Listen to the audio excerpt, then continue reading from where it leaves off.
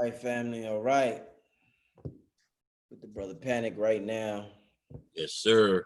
Let me wait till this pull up put Panic on YouTube. Make sure everybody is where they're supposed to be in the building. I know we got a lot of people waiting tonight, Panic. Good enough, because we're gonna give them something. They want this occult. They want this occult knowledge, man. And who's giving it up to them? Who's not just stroking their ego, telling them they're the greatest Osiris of all? They're the greenest of green gods. Yo, you right. Sometime I was talking to Blue Pill the other day, Panic, and I told him, I said, yo, my best teacher in my life was hard on me in the 8th grade. But you know what? As I look back and I'm older now, I can say, yo, she was the best. Not the teacher that stroked my ego, but the teacher who really cared and was honest and was hard. And I feel as though you pass a lot of those characteristics to the people who are learning, because you don't want them to be mindless followers of yours. Right. I appreciate your approach, my brother. Let me while the people, what's up, family? While the people they filling up the chat fast, I want to give a shout out to some businesses real quick, family. Yes, sir. Yes, sir. Important. Give me a second. We're gonna start soon. Let's roll. Give me a second. All right, first and foremost, let me give a shout out to King Simon. Like I told y'all, if you need help with numerology, reading your energy in terms of numbers, that's the language of the universe. This is the man to call. He's been helping me over a decade with numerology. Yes, sir. Also, the 7-day Kundalini virtual workshop, a live chakra meditation from 9/11 to 9/17, hosted by Blue Pill. Listen, family, we're going to get into it real quick at the beginning. Panic gave me a video. Panic has an instructional video for this Kundalini workshop. It is crazy, y'all. It is amazing. Yo, the brother don't even remember what he said. They call it the flow. He was in the flow so much. I said, yo, Panic, yo, you killed it. Yo, I don't remember what I said, Rick. Panic went in. We're gonna talk a little bit about it tonight. Okay. But there's instructional videos from Brother Panic, Dr. Phil Valentine, Billy Carson, and more, as well as a live chakra meditation for 7 days from September 11th to September 17th by Blue Pill. The information is on the screen. I want all of y'all to sign up, man. For more information, just contact me if you want to talk to me on the phone. Otherwise, just go to the website. Of course, this is the lecture tonight. The Magic Money book. Y'all know, hit up the Cash App if you're interested in the Magic Money book. Spiritual Principles for Attracting Money. $, Black Magic 363. Quality handmade soaps. If you're tired of using Dove, if you're tired of using Irish Spring and getting the chemicals in your body and your skin, which is the largest organ, make sure you get more natural organic products. And Quality Handmade Soaps got a lot of them, family. So go to qualityhandmadesoaps.com. If you got problems with your joint, hit up my brother Riverside Tai Chi. He has a special going on for a certain amount of bottles for joint balance formula. Nice. I need that. My brother Mike, you're all seen Red, Blue, Polite, Umar. Everybody got on these hats. He calls them crowns, but the brother got high frequency clothing. Hit up the brother Mike for some high frequency clothing, family, so you can represent what your vibration truly is. Also, he gave me one of those before. Brother Mike, right? Mike, right? Yeah, he gave me one of those. Yeah. It's just fire. This dude right here is spiritually lit. He said he's a student of yours. Yo, Panic. What's his name? I know who that. I think I know who that is. Is that? I don't know his name. Start with an H. Oh yeah, Hassan or something. Hassan. Okay, Hassan. I didn't want to say the wrong name. Okay, that's Hassan. Hassan's a cool dude. He's a cool dude. He doing his thing with the. He got the chakra candles that change. That's him who does that shit. Yeah. That nigga never told me. He just said he wanted to. He's a good guy. So he asked, could he promote in some of my groups? I was like, go ahead. But he never told me the detail. So that's how I remember that he had candles. So it was interesting. But those shits was fire. We was talking about them yesterday or the day before. Crazy. Colors, like meditating and they changing the colors of your chakras. You know what I'm saying? That's off the hook. He used to. Well, he in the right place if he came to see you. because So those shout out things to are, Hassan. yeah, And you also gotta come to, yeah. Panic, real quick. I want to give a shout out to Khadijah because she doing her thing Oh yeah. Let me right give a now shout out to with the readings, Khadijah. with the Akashic readings. Yo, let me tell you, you're absolutely Yeah. right. Her readings are so insane. I have to schedule time with her now. But her classes is what she's really putting this effort into now, these chakra classes. I mean, you go to a website, you go to my website, occultlectures.com, hit her website, which is samedimassage.com, SAMEDIMASSAGE.com, message, samedimessage.com. And yeah, her chakras, her readings, and they speak for themselves. Her classes, she's becoming an entity within her own. And soon, I know we have a schedule of her and myself together to do something with you too, brother Rich. Indeed. In the near future. I can't wait. Yeah, I can't wait. That's going to be a big deal. And like the only thing holding us back is her schedule is so crazy with so many readings, because once they pile up, she's, it is what it is. So, but yeah, we look forward to that too, coming up and doing our thing. Yeah, I was telling you, Panic, just to start out with before we get into the name of the show is the Occult Technology of Power. Okay. Those who run around this world and act like they control it do so through occult methods. Sure. Yeah. So that's people always talk about Hitler. Hitler was obsessed with the occult. Yeah. Obsessed with the occult. The Nazis obsessed with the occult. So we're gonna go into the occult and what it really means tonight. But before I do, like I said, when I started out, when I just got on the stream with you, I want to thank you. Brother Panic contributed a video. We got the 7-day Kundalini meditation happening starting September 11th. And when I tell you this, I want to say this dude, but I want to say this nigga, because there's so much emotion attached to it. This nigga really? Panic I don't even remember that shit. Bro, he don't even remember it. I have no clue. Damn. Bro, that's what you call possessed by the Holy Ghost. Yeah. Oh, that's no. We call possessed by the Holy. This nigga, listen, family, I'm sorry, pardon the language. This nigga went in. So, really? Damn. Thank the Holy Ghost for possessing Panic to produce this video. But listen, family, we're gonna have videos from Panic, Dr. Phil Valentine, Billy Carson, nice, as well as others, along with a 7-day live 11/11 meditation, Kundalini meditation. My blue pill is going down. I just posted the link. Make sure you're signed up. This is the investment you all want to make. But the brother Panic, there's a lot of things you said interesting yesterday when we did the pre-recorded video. Right.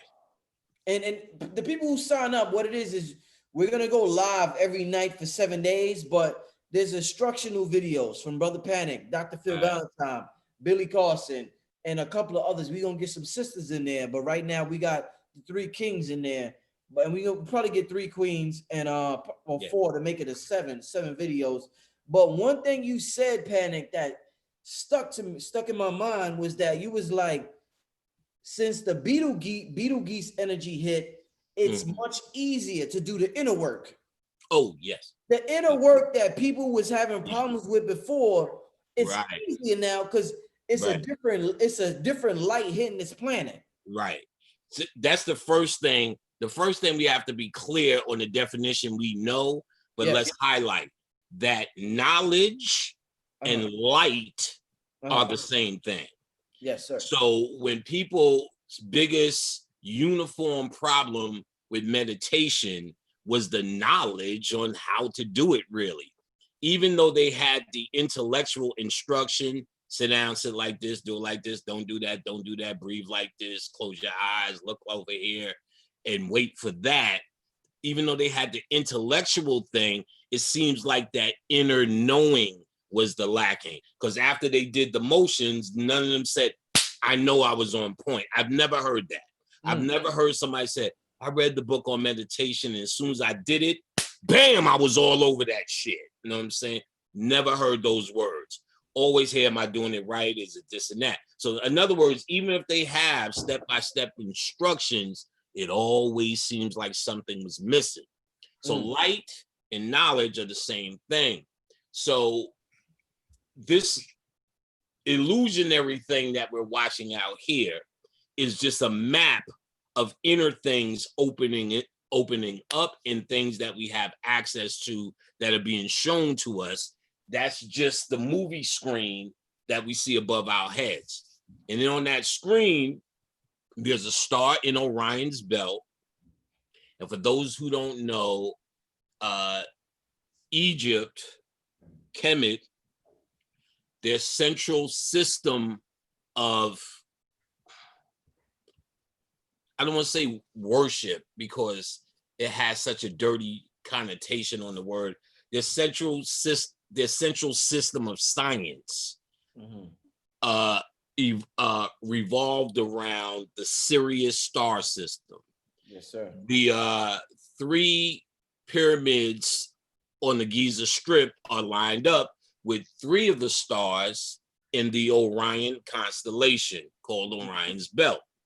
So their chief deity, which the major mythology is surrounded around, is Osiris, which is the same name as that center Sirius sun, or that center sun in the sky.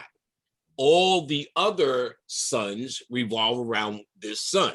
So the Kamites said, this is the origin of the universe. This is where we're from. So in this very important constellation that the ancients put a lot of intention on in the area, this constellation in the Sirius star system, the Greeks called Orion, or the Orion star system, or the Orion constellation. And it's Orion the hunter. So in the hunter's shoulder, there's a star called Betelgeuse. It looks like Betelgeuse, but it is pronounced Betelgeuse, I'm told. But, well, YouTube tells us, as YouTube tells us, that it is still pronounced Betelgeuse. And as we should know, they did a movie about the symbolism of this star in Orion's shoulder, in Orion the hunter's shoulder, called Betelgeuse. The name of the movie was called Betelgeuse. And so, you know, it's no accident. Twice in the movie, they refer to the character Betelgeuse with the spelling of the star Betelgeuse, which looks like Betelgeuse. And so they made it clear that they're referencing that star. So when we went back to watch the movie, there's a lot of symbolism in it. First of all, the house is representing planet Earth, and it's representing the upstairs represented the astral world where these people were now stuck, and downstairs represented the world of the living, the human, where the humans are.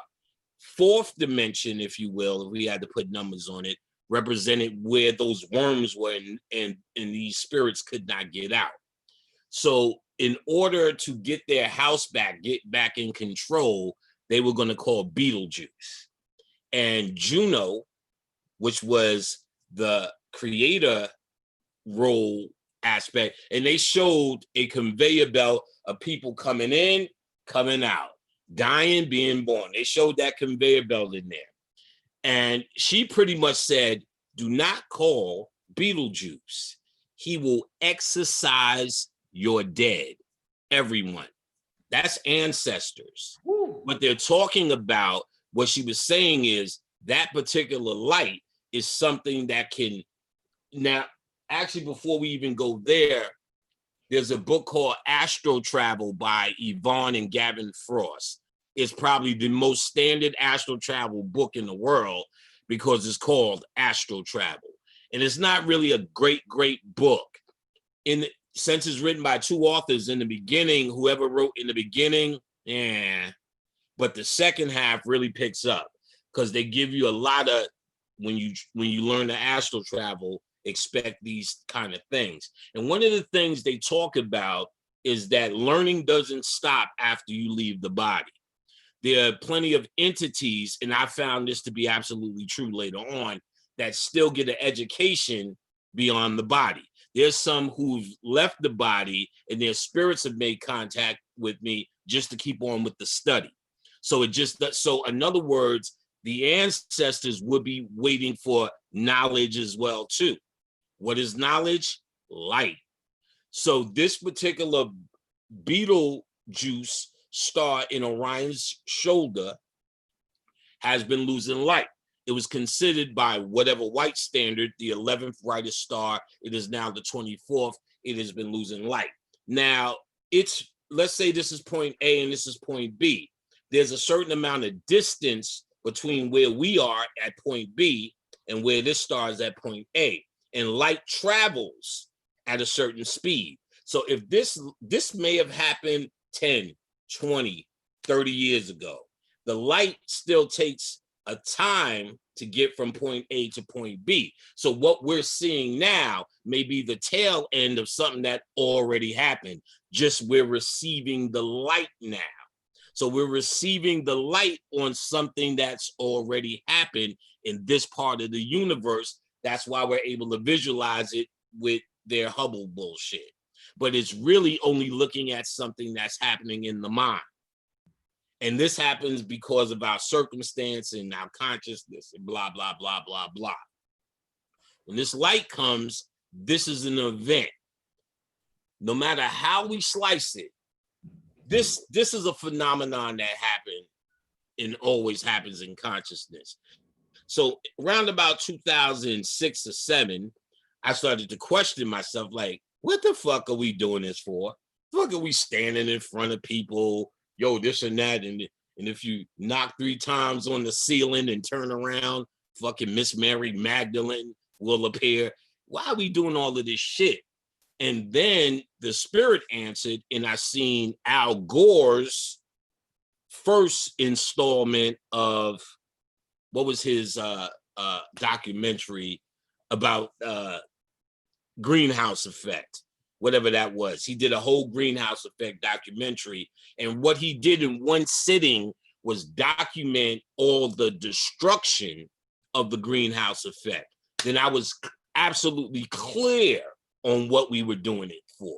I was absolutely clear on what was happening when our voices was heard, where we think we just talking to empty heads that's going to be Christian anyway. When we're doing all of this talking for all these years, then Sinetta could put up a picture of Marcus Garvey, Martin Luther King, and Jesus, and your whole shit, you will have to sit, after you watch that tape, you have to sit in the fucking house for a week and a half just to recuperate after you thinking you doing what you doing, and here we are. You see the true psyche. So you kind of know it's not going to be it's got to be something spiritual that must happen.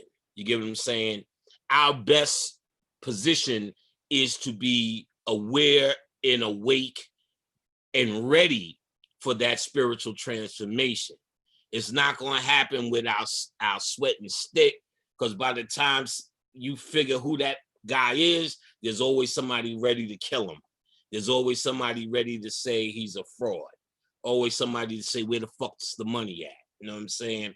So it'll never work through these means. It's a spiritual thing, and this is why the occult is the absolute positive way we need to go.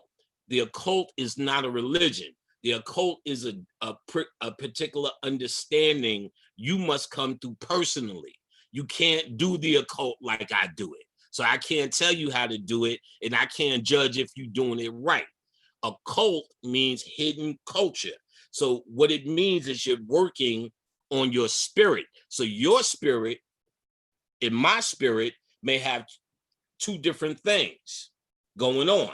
So I don't even look for, it's nice if we do come across with the same agenda, but I don't look for it, and it's not necessary, because the occult understanding of this reality is not a religion.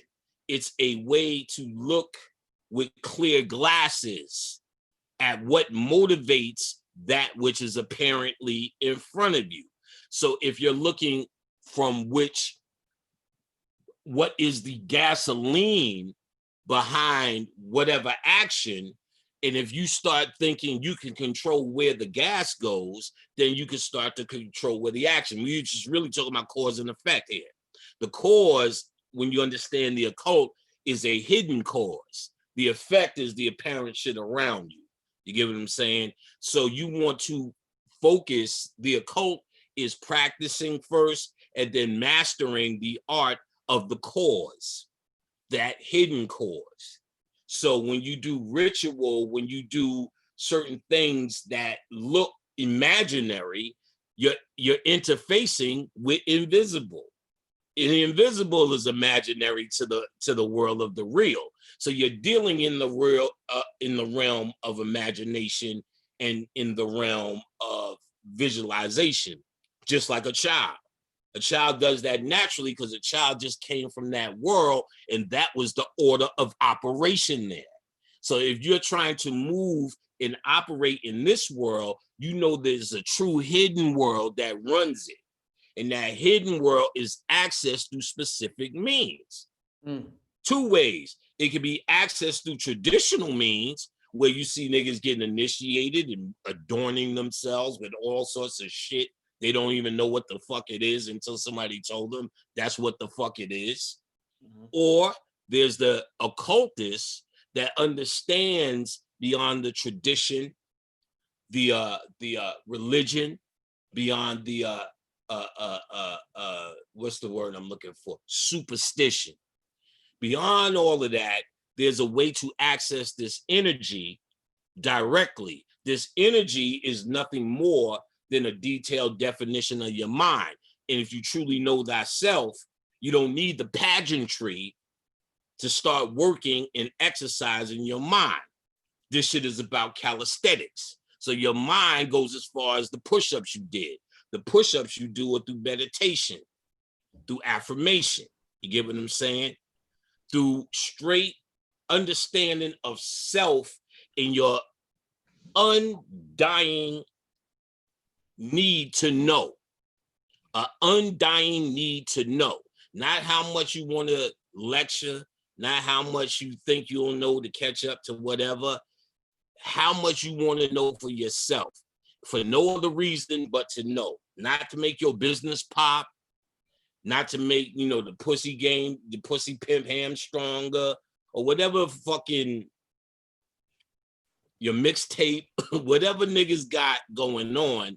You gotta put those worldly things down and understand, first and foremost, you have to be honest with yourself and make a commitment to yourself for absolute honesty, no matter what it takes you. And this will conflict with your ego. This will conflict with it. But it's designed to, it's supposed to, because the ego isn't real. And if you are dedicated to find that which is real, the first thing you must check is the shit coming out your own head about yourself. Because that's the first thing you know is fake. And you know it's fake. Come on. If you got 10 pieces of pussy, you telling the world you got 15. That's what humanity does. You have to be honest with yourself on that level. And then when you start turning it in, you start seeing that you're responsible for a lot. You start taking responsibility for the cause again. And then you realize that the cause of everything in this existence that you perceive is your responsibility. And then you start to really understand the weight of what God really means. And then it becomes easier for you just to put twisties in your fucking hair and say fucking hotel. And then it becomes easier for you to stand on 125th Street and just argue with niggas about their shit because you don't have to deal with your shit. But see, you can't have it both ways with this. That's why the power of the occult is the power of reality. We are in a time now where reality is in its ultimate revelation. This is why Trump is doing the job that he's doing. American presidents from day one that I can imagine but as soon as it mattered enough, would lie to maintain the status quo. In fact, we know that everything we said as Black men and women, even before consciousness, we knew they were telling us a fucking lie. Even Kanye West is sitting there talking about George Bush ain't do nothing he don't like Black people. We know that. That's standard. But the only thing they could stand on is that they had a good fucking hustle going. They at least could say, well, we trying to help Black people. I know I know y'all getting fucked up, but we're gonna do better. We trying to do that, and we're adding more to do that, and we're more aware of that. They could say that. But with Trump, they no longer can even go around the world with that particular lie anymore. In other words, as I pointed, reality is at an extreme height in this moment as we shift to what we call the Sati Yuga. We are now in a golden age, blown. That light coming here, Beetlejuice, is us now full-fledged in this golden age. We run this. They showed you in the last Avengers what happened to Captain America. He got old on that bench, remember? Who did he give his shield to? Black man. They're telling you they got to give America back. When they gave the shield back to the Black man, look at the star, full-fledged Baphomet. He said, yo, here you go. I'm giving it back. He said, I don't know what to do with it, that old corny-ass, falcon-ass nigga. I don't know what to do with it. He said, oh, you'll know just what to do with it. Watch it again. And then even Thor, who represented the God force, who represented the mythological aspect of the Avengers, who did he make the queen of Asgard on Earth? The Black girl, who was played the Valkyrie. Here you go, you the queen. They giving up the guard, nigga. I'm telling you, we just too fucking dependent on the motherfuckers to know they gave it up. That's what they did. All right, we turning it off. We ran out of tricks. Trump is not like their Illuminati trick. He's the end result of their magic is over. So he shows you every day the aspect of this shit that was supposed to be the hustle ain't got no more hustle. It is what it is. A fat, greedy, racist, rapist, grab them by the pussy, orange clone from the caves, yodeling ass cracker is in the motherfucking White House. And that's how it's always been. But now the covers have been pulled back. And this is because your time, your light is here. We just don't know it because we're doing it. And their last ditch effort was to lock you in that Black Lives Matter shit and let you niggas talk woke in it so you feel you made progress. So that's why Nick Cage is up in this motherfucker just pop locking, talking about Jews. And they said, well, we're not over yet. You know what I'm saying? We're going to try this and try that. But he's bold because Black Lives Matter has been let to be made a little bit bolder with what they say. I can hear it in their commentaries because they want to create the illusion that we're somehow making this progress. And they want us to make progress on that track. But the reality is, this is ours again. And really, we only up now to drive the fuck out of here. Not really just to hang around and play around anymore and be like, oh shit, we back. Let's make mangoes again and everybody make a mixtape. You know what I'm saying? About fucking 400 record labels. No, it's time to move on. This is that waking up period. The ancestors, all of that. And for me, I started to feel what was coming next for niggas. And I started to feel it because I'm not inhibited by holding on to some hope shit. More people would feel it just as much as I would. I'm not that special if they would just let go of the hope. Because at the end of the day, no matter how spiritual niggas are, they still want to hang around and see white people get beat up. And I'm like, nigga, I don't even care about that shit. This has all been about us. So once you start getting rid of shit like that, your cup becomes empty. And if your cup is empty, you know what I'm saying? What I'm telling you now is being filled up with that light. But if you have a full cup thinking you this fucking lecturer, speaker, I know what I know, motherfucker, is gonna go right over your head, and you're gonna miss the early. You're gonna have to get it when everybody else get it, nigga, later. Right now it's happening. And really the characteristics, they know what was gonna happen because they keep talking about the characteristics of it because it's happening. Like I said, it started happening to me. They showed it also in the Avengers, not Endgame, Infinity Wars, when Doctor Strange had to figure out what was the best thing and most logical thing for him to do. And he was able to peruse all the different parallel universes to come up with the best scenario for his outcome. This is an attribute of the fifth dimension. In Men in Black 3, this is one of the attributes that the alien, who they describe as being from the fifth dimension, had. The ability to sit down in any parallel universe that was created to observe it. That's a fifth dimensional attribute, and most conscious people are going there next because all the parallel lives that they created that's in the form of data in the quantum world, they're now able to view those lives. You know, their lives will pass before them, and they're able to view them and pick the best possible scenario. And out of all their lives, pick the best possible scenario.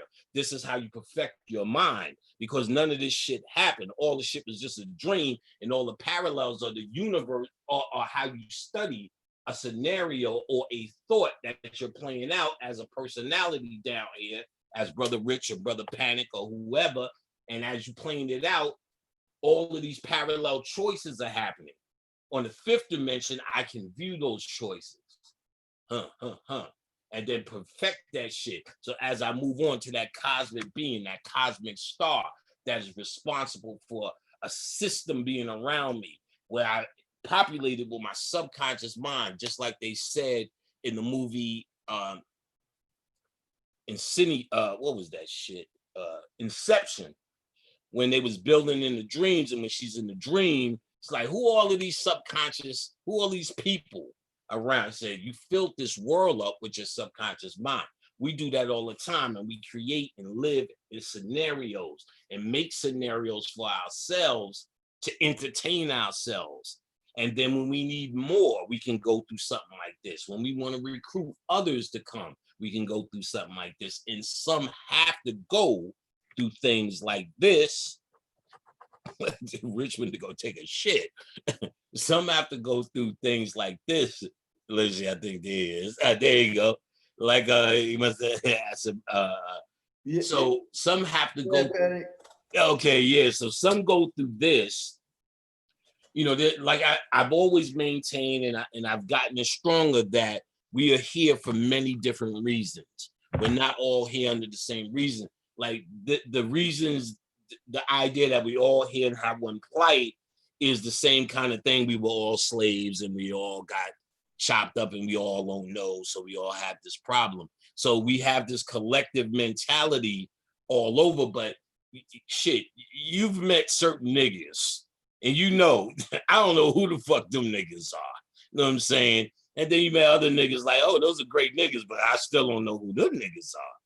And you kind of feel we're the same, but it seems like we have different business. And it's not necessarily bad or good, but we need to understand it's not just a uniform thing or uniform. Oh, I get it. Rich ain't want anybody to see him eating a sandwich.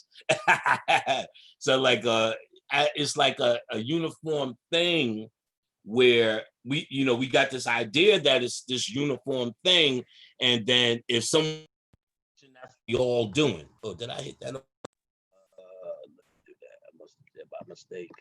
Ooh, yeah. Come on, video, get back there. Why is it doing that? Oh, is something, what? Is it saying that? There we go. All right, that was weird. Good. Oh, hold on, let me. Panic, while you do that, let me give a shout out to everybody in the chat, man. Listen, shout out to everybody in the chat showing support. I see y'all. We about 1,600 strong right now. Okay. Tell everybody, tell all your friends that the Occult Master's in the building.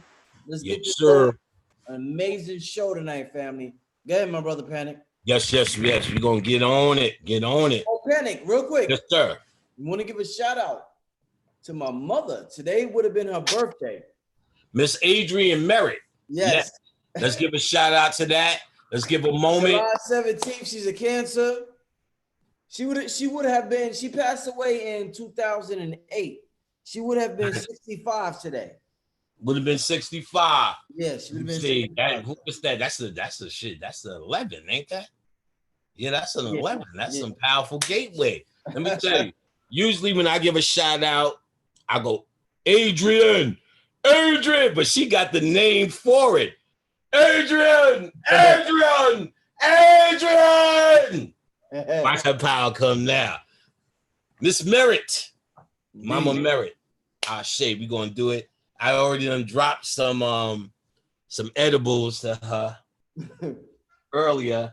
Really? If I do it again for the camera, we might not. Oh man, my brother Panic dropped the edible. Yes, sir. Yes, sir. You know what it is, and we had a little bit of these puppies.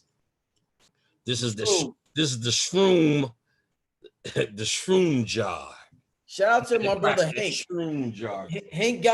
Uncle Hanky got me my first shrooms, man. Yeah, Uncle Hanky. Yeah, he got first tasted at ayahuasca. Hey, Panic, let me ask you this real quick, my brother. Yes, sir. We was talking about one of the things you mentioned, and when we was talking about the Kundalini, because this number 7 keeps appearing. Mm-hmm. We got 7 notes in a scale, musical scale. We got 7 chakras. The number 7 just keeps appearing over and over again. Right. It's everywhere. So I want to ask you, you said the spirit was trapped in this spectrum, this light spectrum. Right. The lowest red, Roy G. Biv, and the highest violet. So it's trapped in that spectrum, and we can't see like ultraviolet or infrared. Right. And you talked about, you used the analogy of remote control with the TV, right, and how it beams that light to the television, but we can't see it. Right. What I want to ask you, my brother, is just use an experience as a teacher and to ask a question. When we look at somebody, they know we're looking at them because they look back. Right. What the fuck are we beaming them with, where they could be across the street? We look at them and out of nowhere, it could be 100 people on the street and they'll look directly at me because they know I'm looking at them. Yes. What the hell is going on, brother? Let me tell you, that's some real shit. Yeah, real shit. In the fucking book Cyclomancy, this nigga talks about it. I can't remember if he gives the scientific name to the actual frequency, but they do define it as a frequency because he tells you that you will focus on your genitals, and as you inhale, pull from your genitals to your medulla oblongata.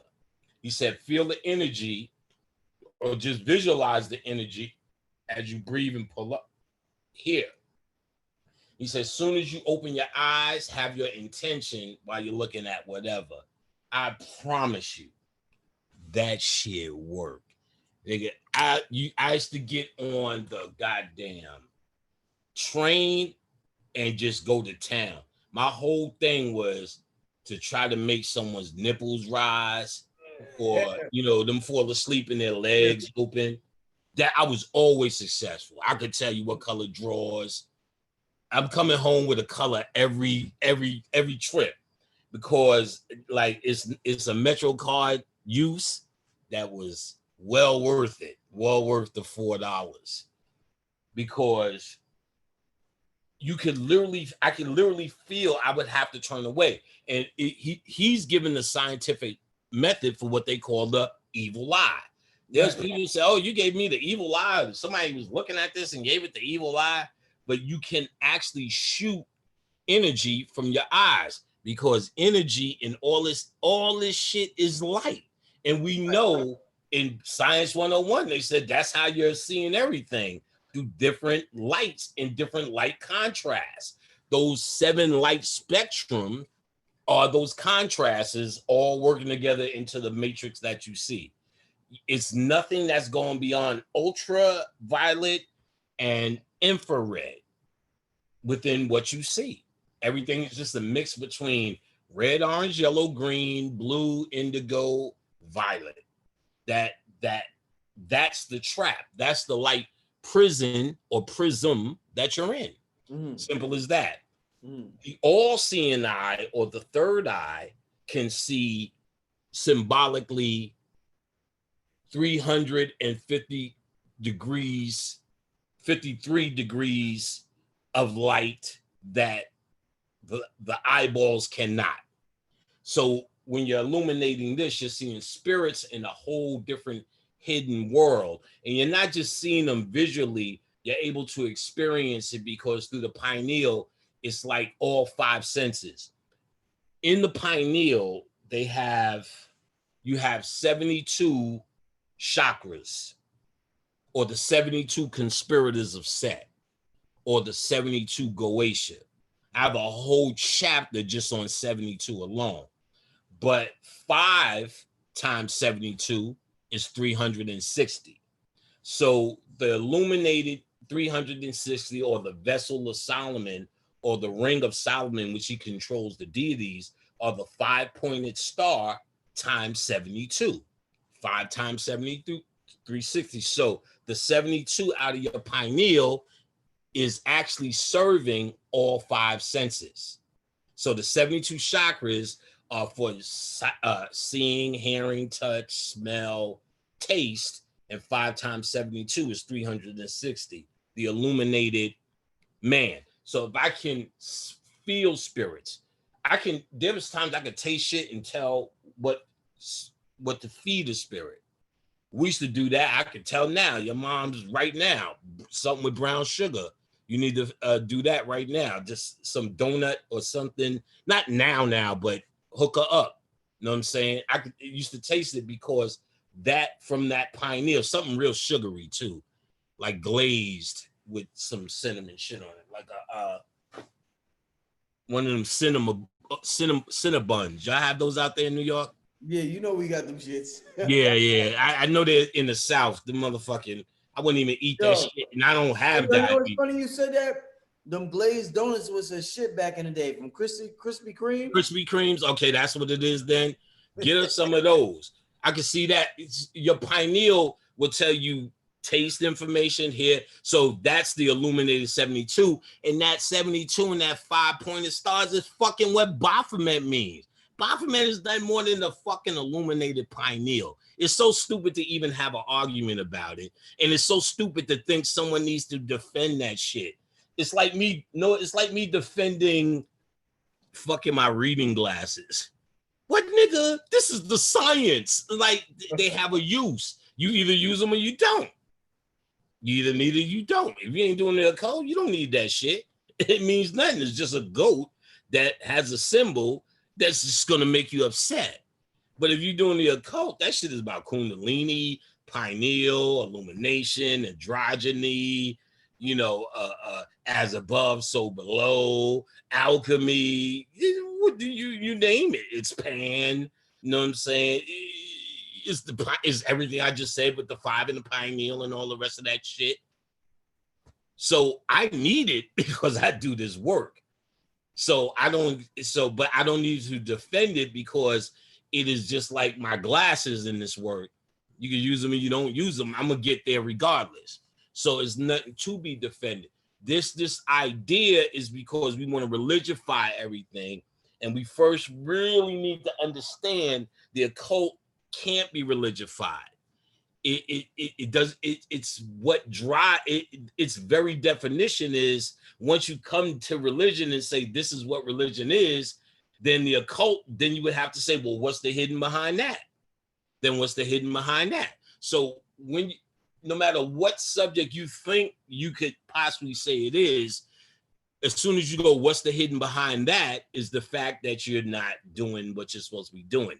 The hidden behind that is what you're supposed to be doing. Therefore, it can't be bound to no religion. So whatever you're going to call it, you're going to say, well, this is the occult reason behind it. So you're trying to go with the cause here. You know what I'm saying? I'm trying to demystify it as hard as I could. You're trying to go with the cause here. Most of us are reacting to the effect. So if Trayvon Martin gets killed, that's an effect. If a cop beats another motherfucker's ass, that's an effect. If niggas ain't got no economy, that's an effect. If Trump do this, that's an effect. That's not a cause. So we're moving on. We're reactionary niggas. No matter how deep we say Hotep, we're having reactions. The occult is trying to say we want to control the cause. Right. Therefore, and the cause we understand to be invisible in its nature. Therefore, we must address it with what looks invisible to the earth, but very visible in the mind. You get what I'm saying? Very visible. So it looks like you're just doing this and that and this, but it's symbolic of where you're directing your fucking mind to deal with the invisible. So you got these, in my, well, let me not resort to name calling. You got guys who just don't understand the concept. And then, you know, they'll make that statement where your mind's on Saturn, your mind's on this, your mind's on that. And then in the next breath say, but we gods. Well, if we gods, didn't you make Saturn? And shouldn't your mind be on that shit as well? Or are you saying you can't keep your mind on both? Well, leave it to the advanced God who could. Because my shit is on this and is on that. And on this, I know this is done. And it's not like I'm really trying to go to Saturn to turn up neither. All that shit is done. We're trying to get beyond this realm. And even if you don't believe in that, you got to, there's, what else is working? What else is working? It's the same old shit. Niggas don't know what, complaining about they doing this, they doing that, and they making me wear a mask. No control. Hey, Penny. Yes. What when I listen to lectures from the brother Bobby, old lectures with him and Clemson Brown, I mean, they put together some classic lectures. Right. He talked about how you mentioned Sirius and the importance of Sirius. And he talked about how Set is the oldest deity known to man, and how Set represented Soot, represented Sirius, representing the dragon constellation. And that when the dynastic Egyptians came around, they erased what was going on with the pre-dynastic, the Typhonian Egyptians. What I want to know is and they made Osiris the main deity. First it was Set, but the Set got turned evil by the dynastic priests, and then Osiris came the main deity. So now we Kemetic priests, we Kemetic scholars, and everything is Osiris, and Set is the bad guy. Because we don't know the pre-dynastic era. Why did the dynastic Egyptians have so much beef with Set in the pre-dynastic Egyptians? What was so bad about that teaching? Excellent question, but you got to think of the mentality different. Yes. Like they were going deeper in the fall. This wasn't all of a sudden, we wasn't just chilling. White people came and then we were fucked up. We were on a long fall.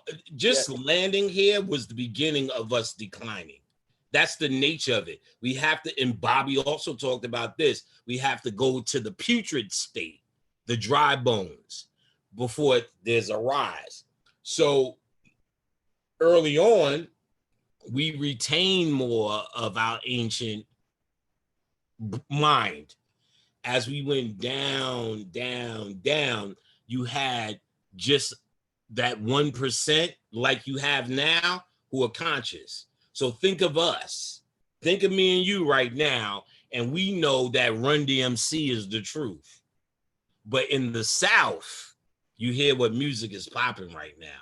So how do we, as responsible priests, retain the old rap shit?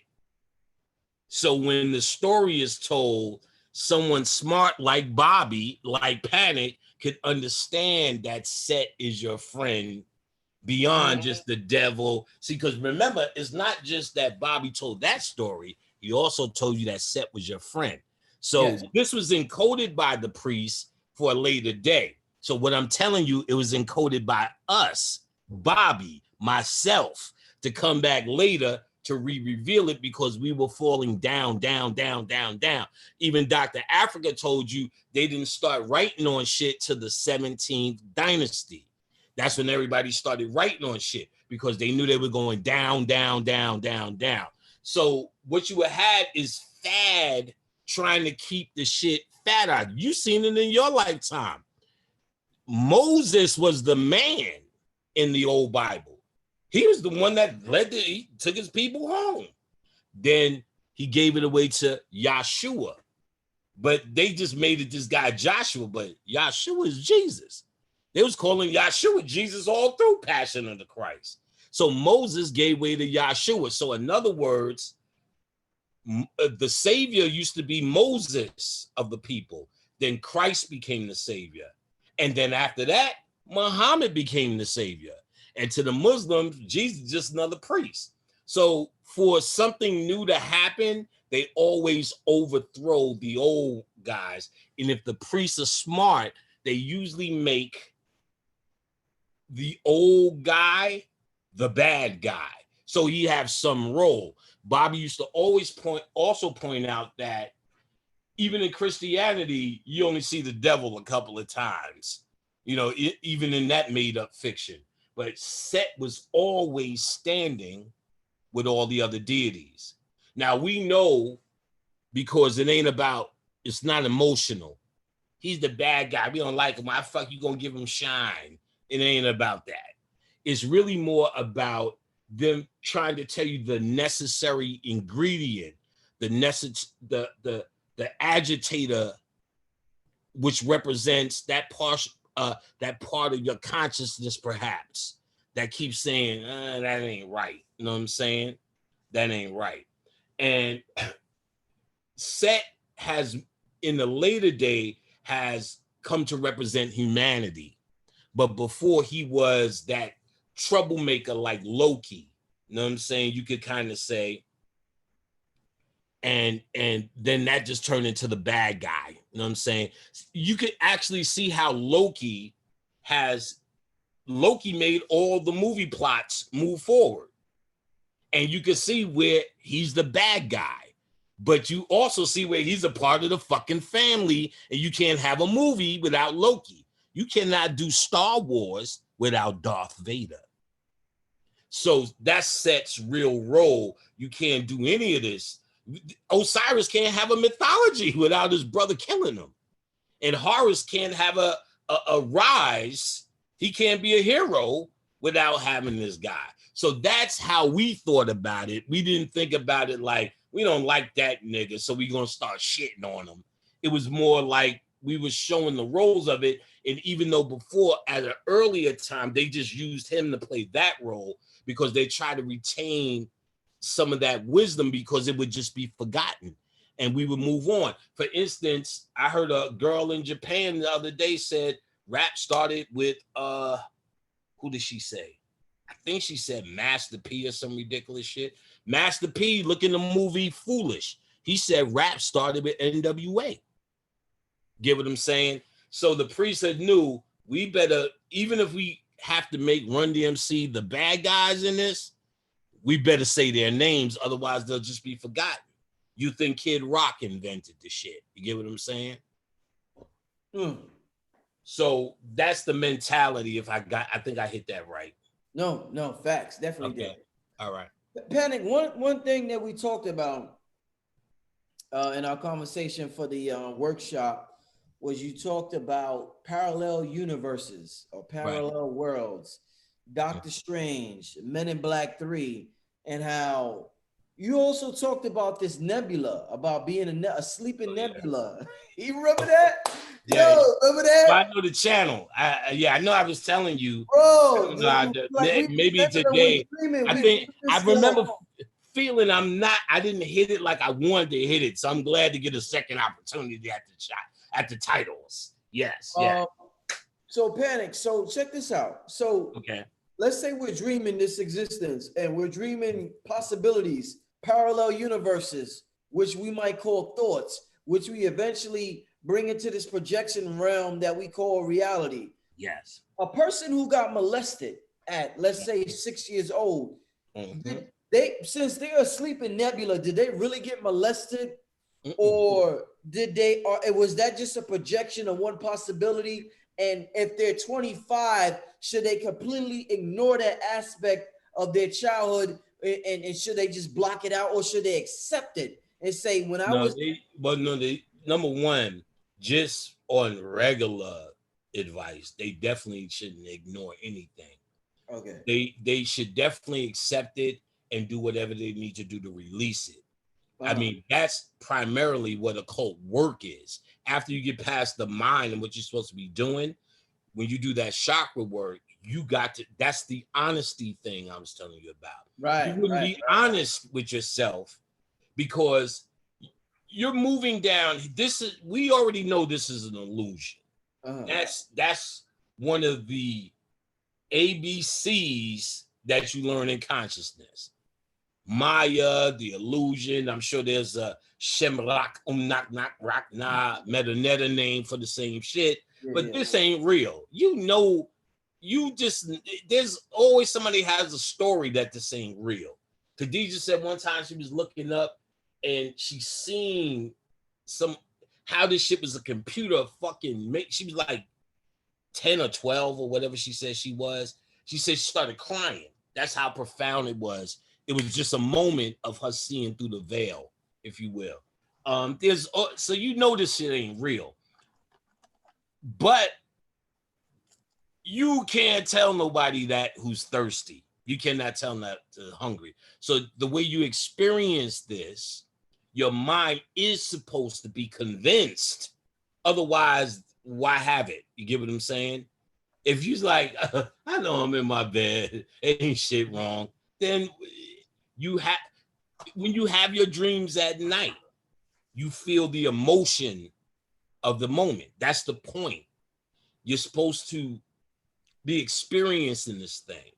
So you are experiencing it in your mind, but it's not really happening.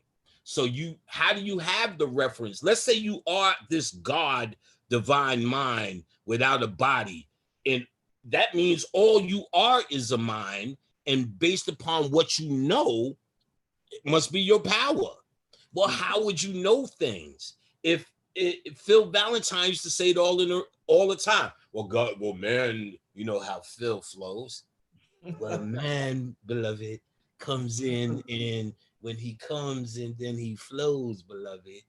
Like what Brother Phil used to talk about was how man didn't know how, or God didn't know how big or how small he was. So coming into a physical world allows him to, and they say that in Kabbalah too. When it's in Ketha, it doesn't know how big or small it is. So it becomes Bina to observe itself, then Hokmah to observe itself, observing itself, and all this old shit. But what the fuck was he talking about again? Yeah, that's when it's coming down. What the fuck was we just talking about again? Well, we was talking about like say a parallel universes, worlds, right? Say a person got molested. Okay, right. Okay, their spiritual entity, they just want to block it out and say that really didn't happen to me. Right. Okay, I remember. So that's the right thing to do. Right. No, absolutely not. Because and that's what I'm saying with you. So the whole idea of this all-knowing God coming down here is to put itself in a situation. that it will never be in because it doesn't know how big or how small it is. So it has to come down to earth and can't swim, you know, not the coolest, bow-legged, you know what I'm saying? Not the cutest, or maybe the cutest, and you got to live through that bullshit. But all of these things are ways to put yourself clearly to learn more, because therefore when you leave the body and have none, you're just mind. All you how could you have been raped if the body isn't real and that's not your body? How could your body have been violated if you don't have it anymore? So, or once you discard your body and you move on, is the rape over? Because the rape was a part of the body and you discarded it. So is the rape over? It happened here. And that's the only place it ever happened. And that's what you're bringing to understand some of the most, what we would call the most foulest things to our divine mind. From that perspective, we're just dealing with very dark thoughts, things that will never happen.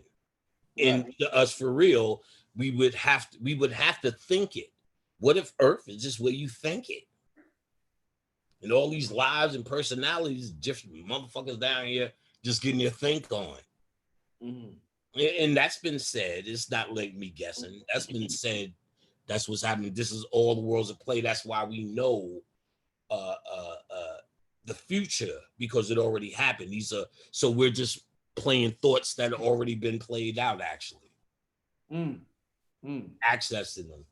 There's so many theories, but what is absolutely clear, and you can't get beyond know thyself, is nothing. You should hide nothing from yourself. You're here to deal with everything. Indeed. In fact, let's say something terrible happened like that, and you forgot it or blocked it. The true occult understanding is, why did you block it? It's really, that's what it's not about. White people. It's not about no fucking economy. It's all about knowledge. It's all about knowledge. And we're here for different things. We're here to get knowledge. Some of us can't leave here because they don't have enough yet. Some of us come to pick up, like myself, some recruits. And we look amongst those who Earth calls conscious at that moment. They would hear my words. And really, I'm just recruiting for my hood, pretty much. How do you know what it is? I tell you all the time. Do this, do that, meditate like this, eat like this, fuck that, nigga. If you wanted that, you like this, no tap, nigga. And if people feel that zone,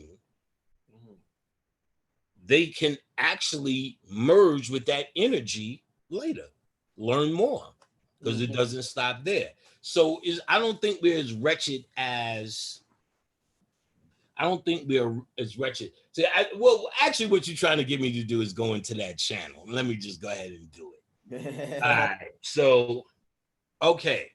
So it's been bothering me. I've been, because there's so many fucking possibilities, valid possibilities at what this shit could be.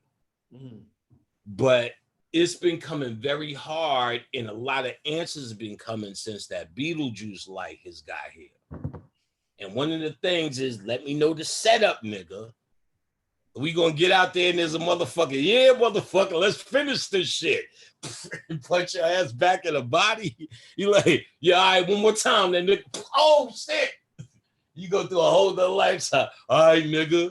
That left though, nah. You jokingly, but you want to know. So one of them nights, shit was coming through hard. And I know it's coming through. All right. It kind of showed me this. Now, I always give this kind of warning, I guess, or precursor. These are channels. These are not book facts. I don't really try to tell someone to convince them. This is not what it's about. The only person that has to be convinced is me. On this one, I'm convinced. I don't mind sharing because y'all know me, but I need y'all to understand. Y'all got to take that for what it's worth. Channelers know how real it is. You don't channel, guess what? I'm just telling you a story. All right, so what I found was it started showing me these nebulas, and you confirmed that was the name. But nebulas are like baby stars. You know, white people who look at their space telescopes would say, those are new stars being born. There's a truth to that. Those new stars are actually the ones who are dreaming on Earth. So we're seeing, remember I told you, this is, anything you see in that canopy is the projectors from here. So this is all internal. So Crowley talks about it. Oh, well, Kamites, everyone talked about it. Crowley was the last one in the West to talk about it, that every man was a star, and that's kind of where they remember it from, though all mythologies is telling you that. You're supposed to become Osiris. Osiris is a star. So, but that's true. You're made of the same stardust. Most star systems are masculine and feminine. Now, I know this for a fact. Me and Khadijah already have a star system, and kind of like Inception, you fill it up with your mind. So when you go, your mind is only left. You're a star. So you get to make whatever adventure that your orbit can take. And you maintain it. You are truly the god of that universe. All the entities that live in there are aspects of your subconscious mind. Whatever system you create is yours. And you enjoy that motherfucker however you do. Comedians got a whole, I guess we call it a galaxy or whatever. You know what I'm saying? Mathematicians got them. Historians got them. You know what I'm saying? The ones to fuck with though is the pan shit. Nigga, I seen them shits, nigga. That's the music niggas. All the music niggas is pan niggas. And you see what music do down here. So we got the biggest party going. You know what I'm saying? I already did the checking, Rich. You're a pan nigga. Well, you're a music nigga. As we see that keyboard in the back, you're a pan nigga. But I should have really even thought of that from that. But so there are recruiters that come down here to bring niggas back with them. Early on, I used to have visions that when I left, a bunch of niggas was rolling with me. Like I brought a whole new team and I was going to show them. I was trying to tell y'all niggas what it was all about the whole time. Y'all the ones that kind of hung out and stuff. Because I will say this. I've encouraged, or let me even say I've discouraged followers. That shit is of no avail sometimes. Like, you know, I just talked to Shabazz. Shabazz like, oh, you constantly just shit on niggas. Because, you know, our people tend to have this religious goddamn poisoned ass handcuffs on them. So they tend to put anyone who stands before them in that. So, you know, you always have to remind them not to, but god damn, there's motherfuckers that's following me state to state and all this kind of shit. Motherfuckers coming from, I'm like, and I get it. I don't take it with arrogance. I understand it's that message. So it makes sense now when I said when I'm leaving, there's a lot of motherfuckers who's coming. They line themselves up with the message.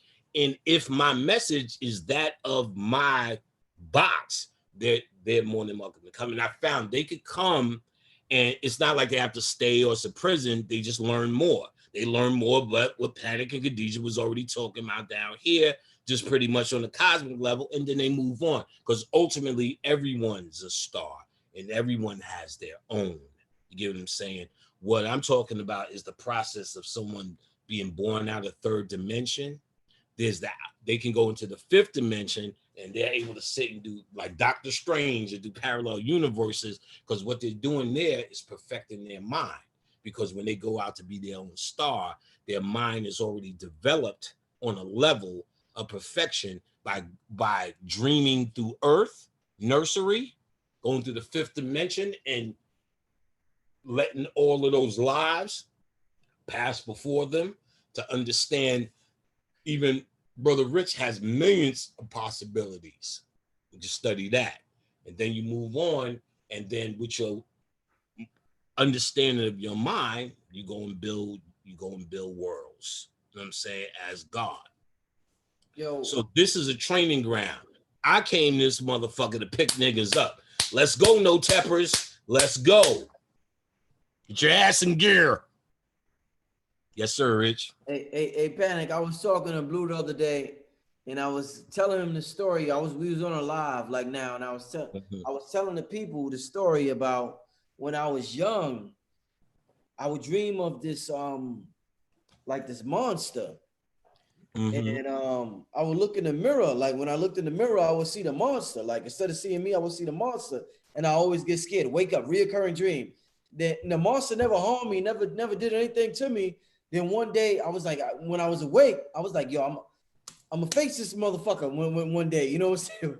So one day I was sleeping, I said, to the monster, and then the monster just disappeared. It didn't come back. Right.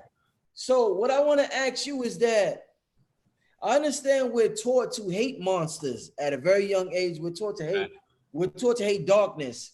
When the older I got, listening to Bobby, I said, well, maybe that monster was the primordial version of myself or some shit like that. Talk to me about the monster program that we undergo when we're 6, 7, 4, 5 years old, and we're taught to hate a certain figure, and we're taught to hate darkness, brother. Talk about that. And maybe about that dream I had too.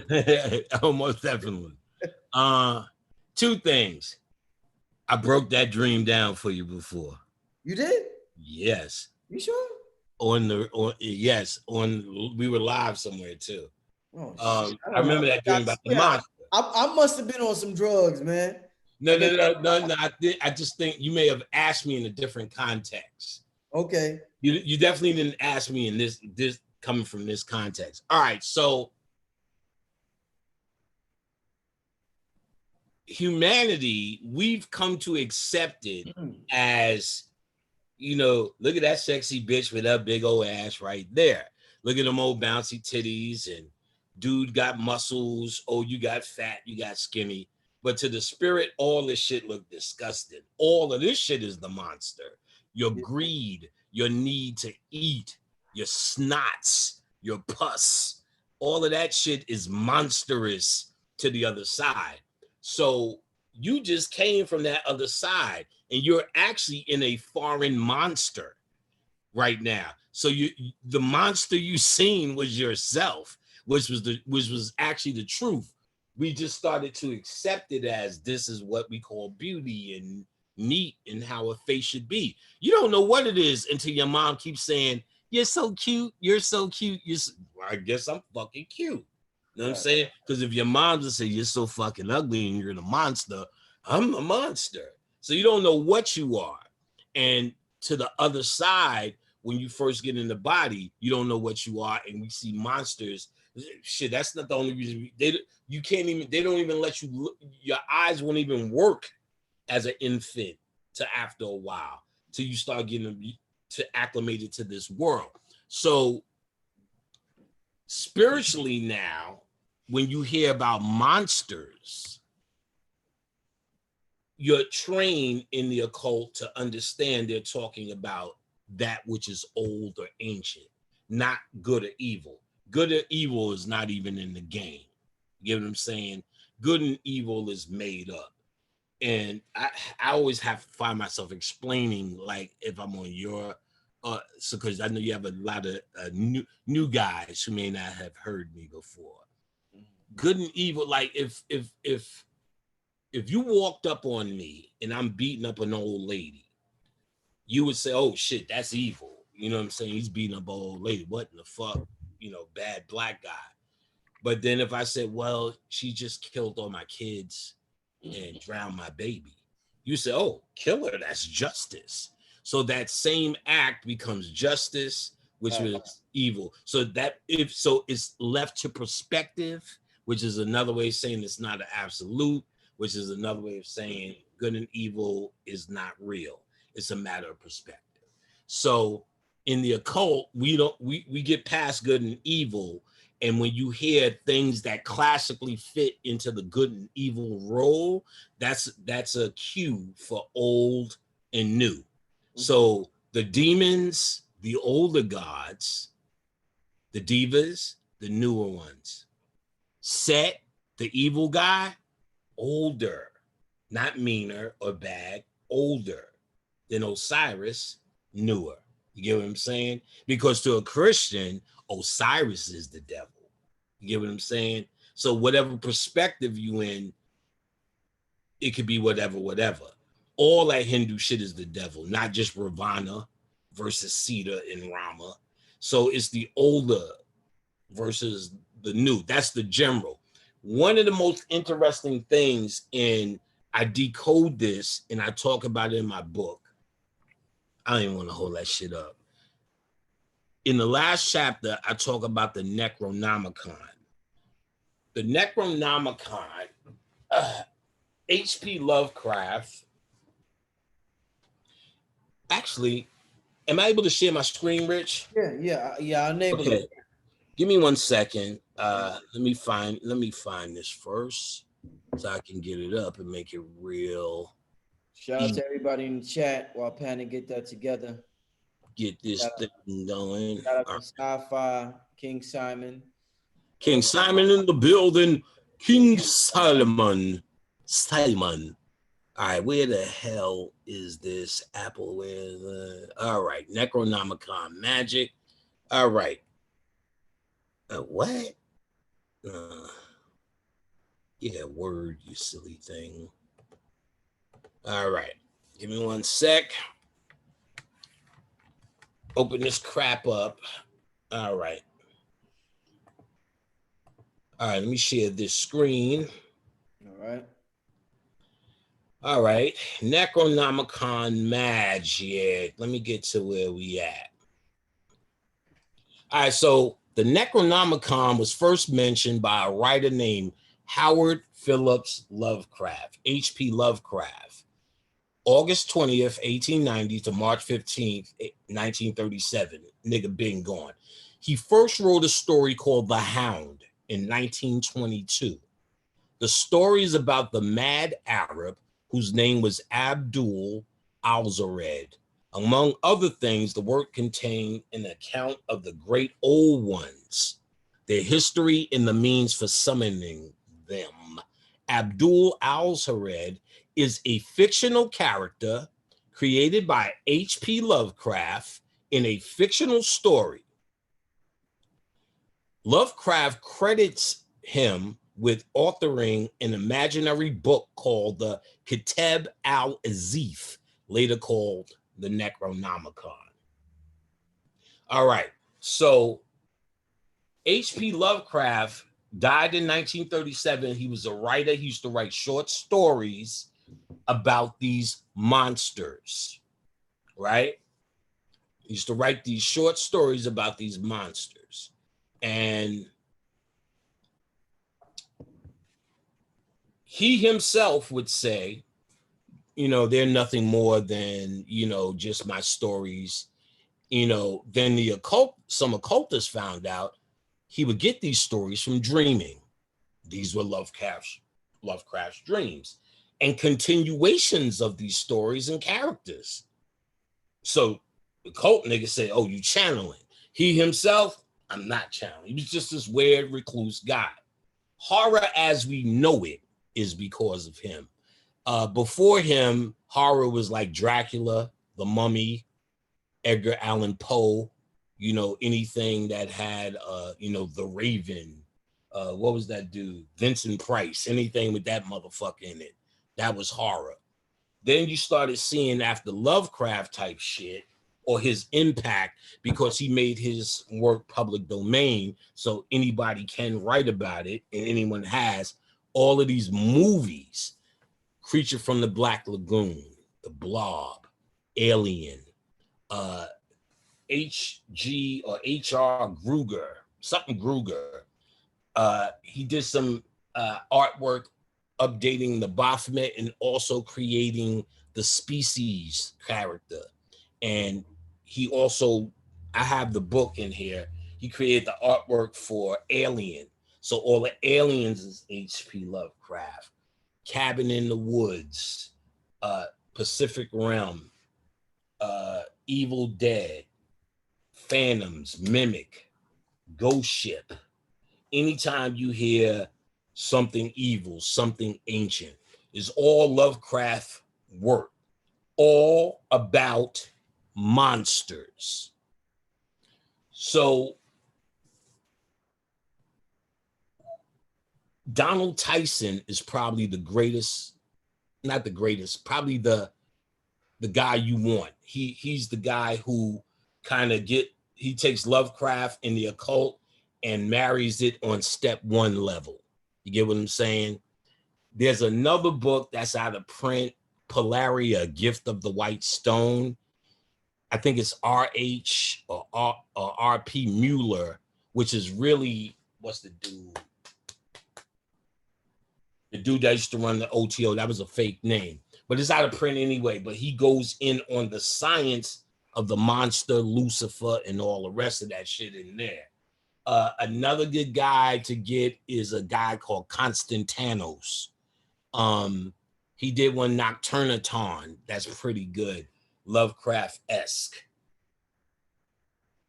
Can I get a couple of books real quick? Yeah, go ahead, brother. All right, let me get a couple of books real quick. Yeah, well, Panic, get those books, man. Shout out to Panic. The brother made a magnificent video. We got the 7-day Kundalini retreat coming up with my brother Blue Pill, Billy Carson, Brother Panic, Dr. Phil Valentine. It's going to be absolutely awesome. I want y'all to sign up. Click the link in the chat room. Man, this is the one for the ages, family. This is the one, like the brother Panic said, because of that Beetlegeese energy, the best time to do this inner work. You'll find more people, better people. You'll find exactly what you're looking for inside of you instead of looking outside of you. So it's time we go in, family. What appears to be a problem is actually a solution. So all this quarantine, man, it's the perfect opportunity to go within and put something together good. My brother Panic is back. Go ahead, my brother. Right. Rich, I heard you, Rich, and the stuff you're saying is right on point. This is the guy to get to, Mog Morton. He does a lot of pre-dynastic writing when Set was running the joint. Okay. Bull of Ombos. Seth. What's it called? Let me see that. What's it called? The Bull of Ombos. Okay. Okay. Seth and Egyptian Magic, #2. He did maybe 1 and 2. Okay. Mog Morton, Moggmorgan. He's excellent at pre-dynastic shit. This is a good book by Donald Tyson, if you can get it. Sexual Alchemy by Donald Tyson. He'll tell you how to have magical intercourse with the spirits. You can fuck your way into any goddamn thing. All you need is your hand. And a hand in this guide, this handy spirit guide. So if you could get this in PDF somewhere, this is a good guide for the mentality of how to start speaking to spirits and use your sexual energy to manipulate this reality. As for was this it? Actually, oh no, but I did get the right one. This is an excellent book. Field Guide to the Creatures That Cannot Rest in Peace. Encyclopedia of the Undead by Bob Coran, author of Vampires, illustrated by Ian Daniels, because they have a whole chapter on H.P. Lovecraft in here that is so to the point, dynamite. It tells you about his life, his impact. because he was nothing more than a channeler. So that I was reading from a chapter in my book. It goes on to say, since he's never said the word Necronomicon. That book was called The Hound. But as he added on more stories, the stories collectively became known as the Cthulhu mythos. Then later someone just said Necronomicon.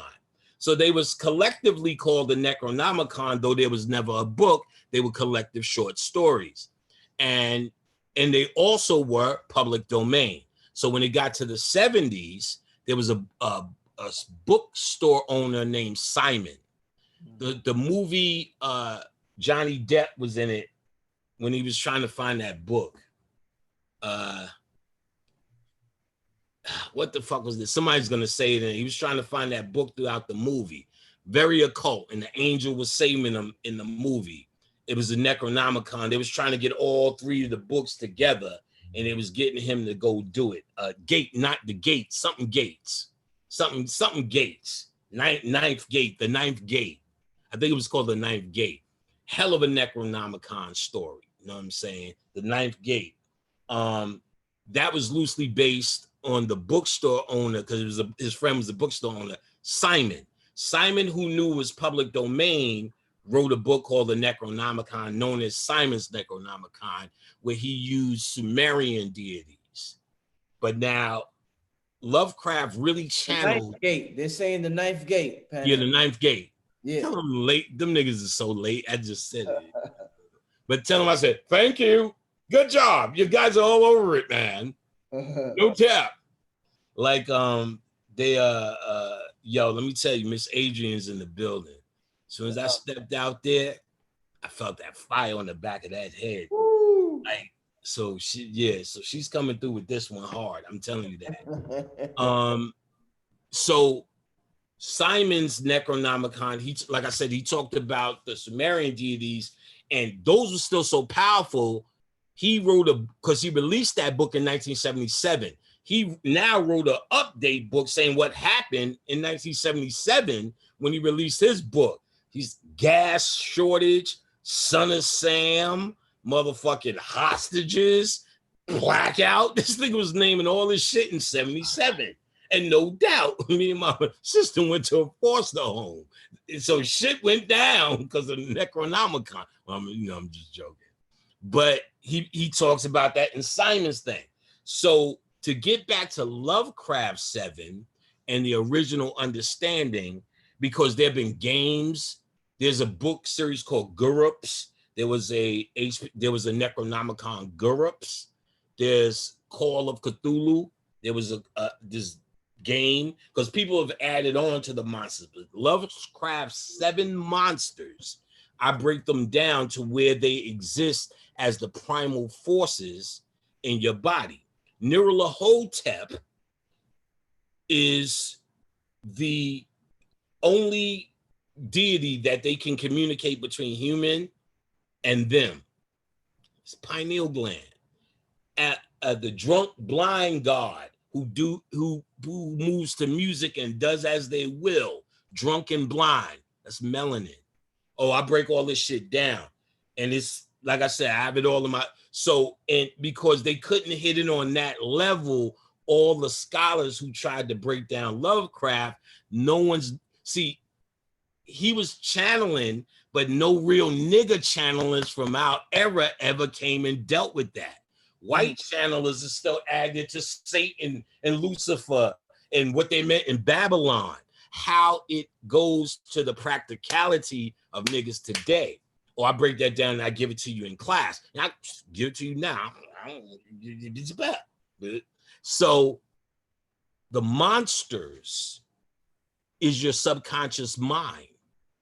Your subconscious, in the mythology, Cthulhu came from Saturn. There was running shit here. There was wars. He goes to sleep under the Pacific Ocean. That's why you have the movie Pacific Rim, where the monsters come out to sea. Then you had Idris Elba with his dumb ass yelling, We become the monsters. I'm like, nigga, no, we are the monsters, you old dumb old nigga.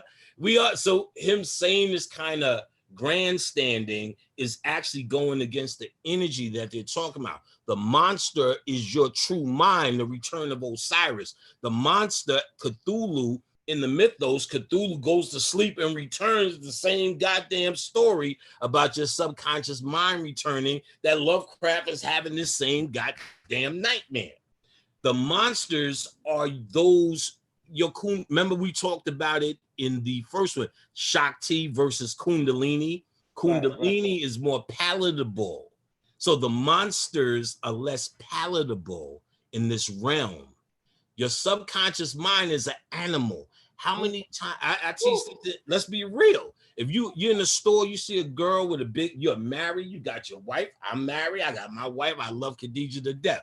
I see a girl with a fat butt. You're thinking about what it looked like, bent over, open, and you don't want to say thank you, how you doing, or nothing in here. But if you know you did any of that shit, you're going in there. You know what I'm saying? It's ridiculous. But you got to ask, didn't it come? Where is it coming at? Why is it up here? I don't even want to say hi to her. Ding, ding, ding, and keep it moving. Why? Why does that occur?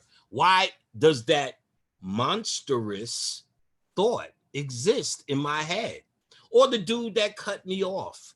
Don't you just want to just grab that? Just don't you have visions like just driving through a whole bunch of motherfuckers? You know what I'm saying? Then you catch yourself like, what the fuck am I doing? I'm good. I'm human. These are black people. I love them. I'm supposed to love them. Because morality, in the mythology of the Necronomicon, they said while Cthulhu sleeps, humanity rises. When Cthulhu rises, he eats their asses to death.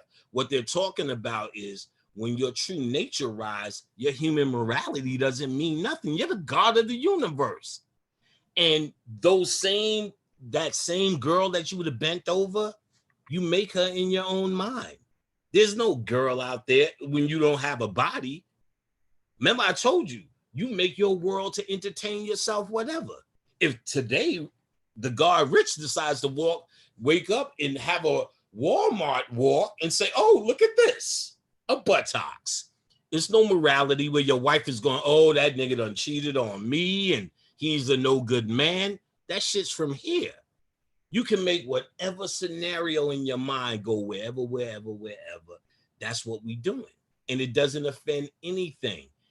But if you were in a human body, that's monstrous, what you're talking about. You went against your wife. You dishonored your family.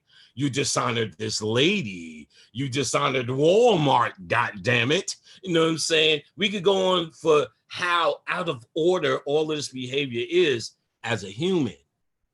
And you would be considered a monster. And we would have to jail your ass. You just walking in Walmart, putting it where you want to put it, you got to go. But if this is not offending anyone because it's just you in your mind entertaining yourself in your own realm, could you imagine what you're only limited by the shit that you can think of? God. So that's the difference in when you take what you truly are, just on that little scale. I'm only expanding our mind with what we know from here. Imagine with what we don't know that we could get into. I'm only saying just thinking of what you could get into here in Walmart. Imagine, it's monstrous to a morale. It's monstrous to a human morale. So that's the monster concept that I actually decoded. This is another one. Necronomicon by Donald Tyson, like one of the start off ones. This is a good book too. This is one of them ones that Bobby gave me, but there's a lot of highlights, so it's good. I can't remember. Gateways to the Other World, Secrets Beyond the Final Journey from the Egyptian Underworld to the Gateways in the Sky by Philip Gardner. Philip Gardner is a very good writer, so that's probably, somebody, mama, I went to a funeral. I was reading this, perhaps. Let's see who. Barbara Elizabeth Anderson, December 20th, 7 p.m., 2009. That's proof. I was conscious in 2009. On this page, Gateways to the Other World. Right. This is a book Bobby gave me. Philip Gardner. This white boy here, Philip Gardner, is one. He sat in front of a lecture once to a bunch of white people and said, "Hey, white people, did you know black people are talking about Egypt too?" They all, what? He said, but get this. They ain't talking about shit we talking about. They talking about a whole different thing. And them motherfuckers was just like this. I can't remember who showed me that shit. Was it Shabazz? It was some a Jazzo. It was someone, but I always remember that from Philip Gardner.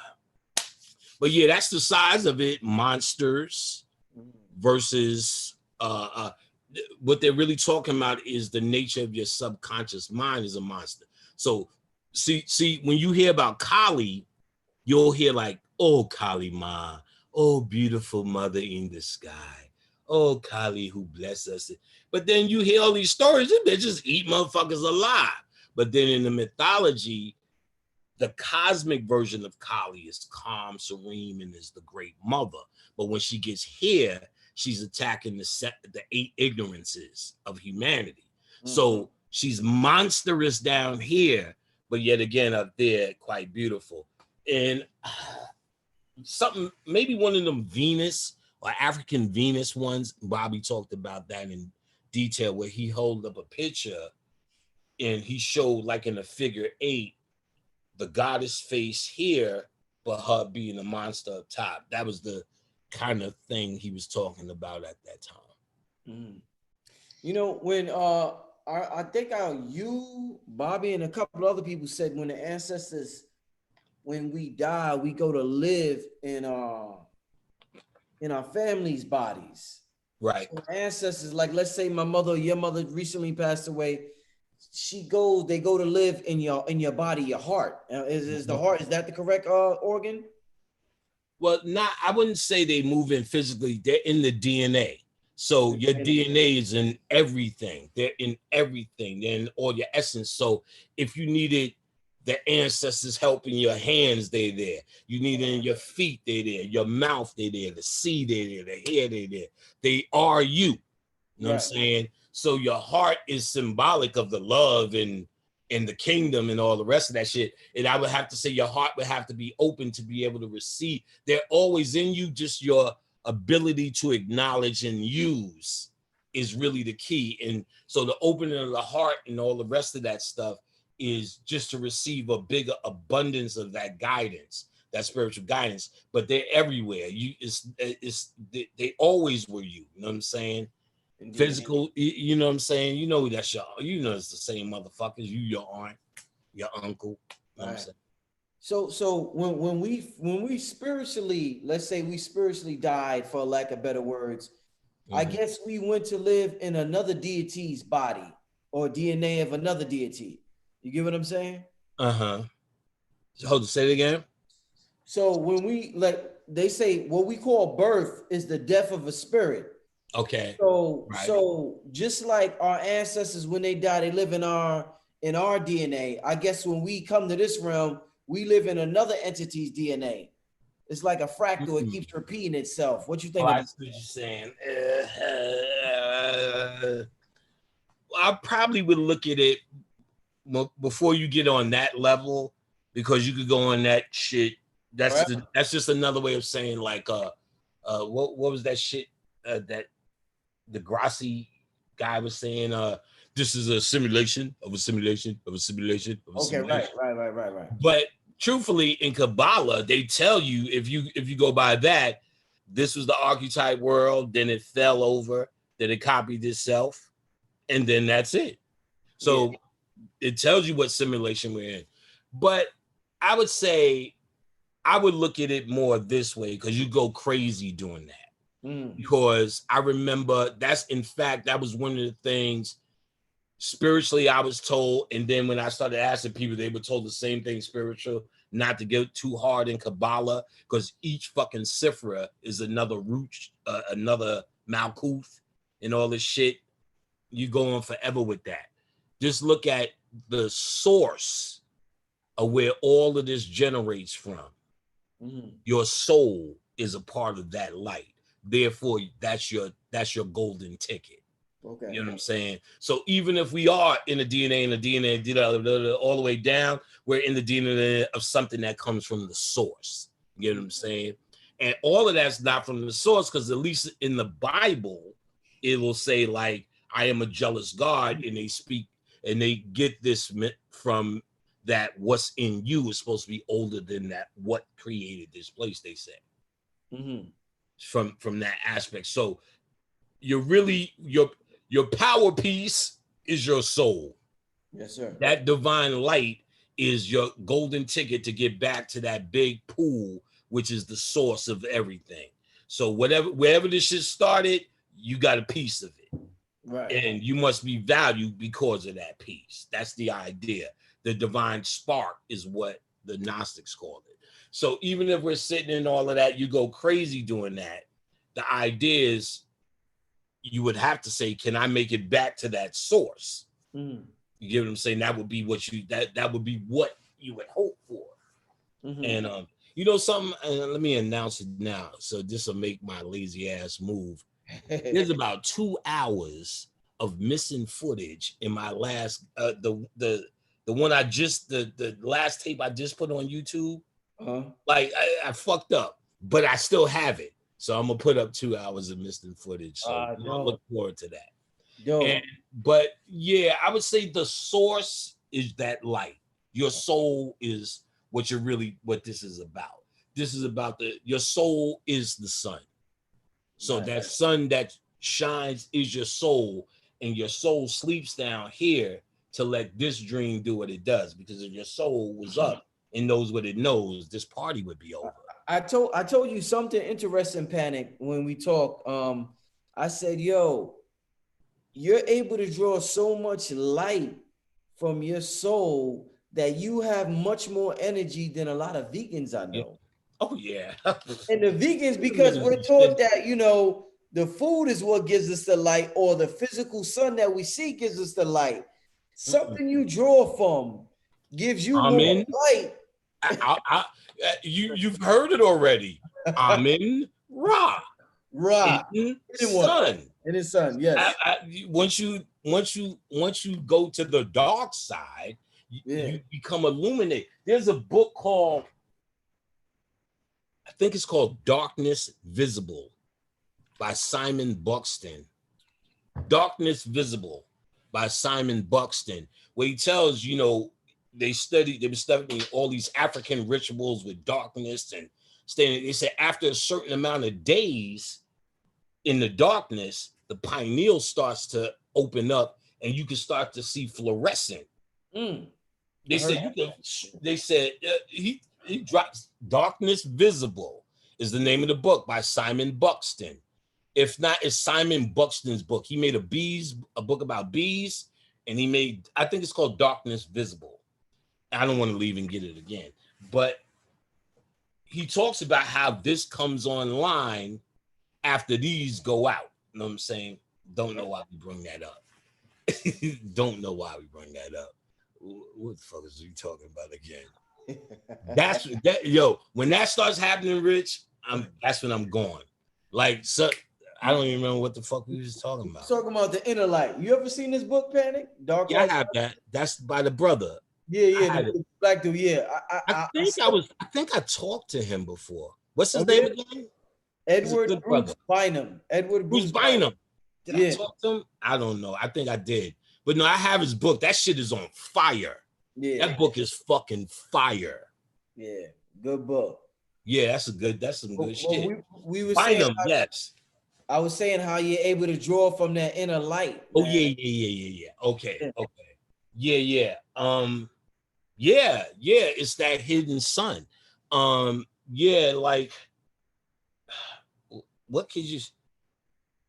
I just used to see Bobby do that shit. and it would amaze me. And I think I just felt it, like, you know, I was a nigga who couldn't shut up anyway.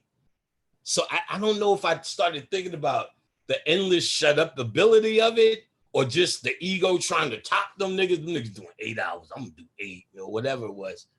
But when I started looking up, I don't even notice this shit no more. It's like I'm gone. Like live lectures, 9 hours, 10 hours. There was one time they was trying to fuck with me. This little girl in fucking in Little Rock.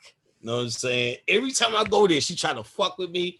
I'll be keeping their asses there to like 4 a.m., 5 a.m. Everyone else be sleep. The whole lecture, she'd be like this. And she fuck with me, she just goes like this. Yeah. And then she act like she writing shit down. Yeah. It'd be like just me and her, 5. Yeah, so the science, this and this and this.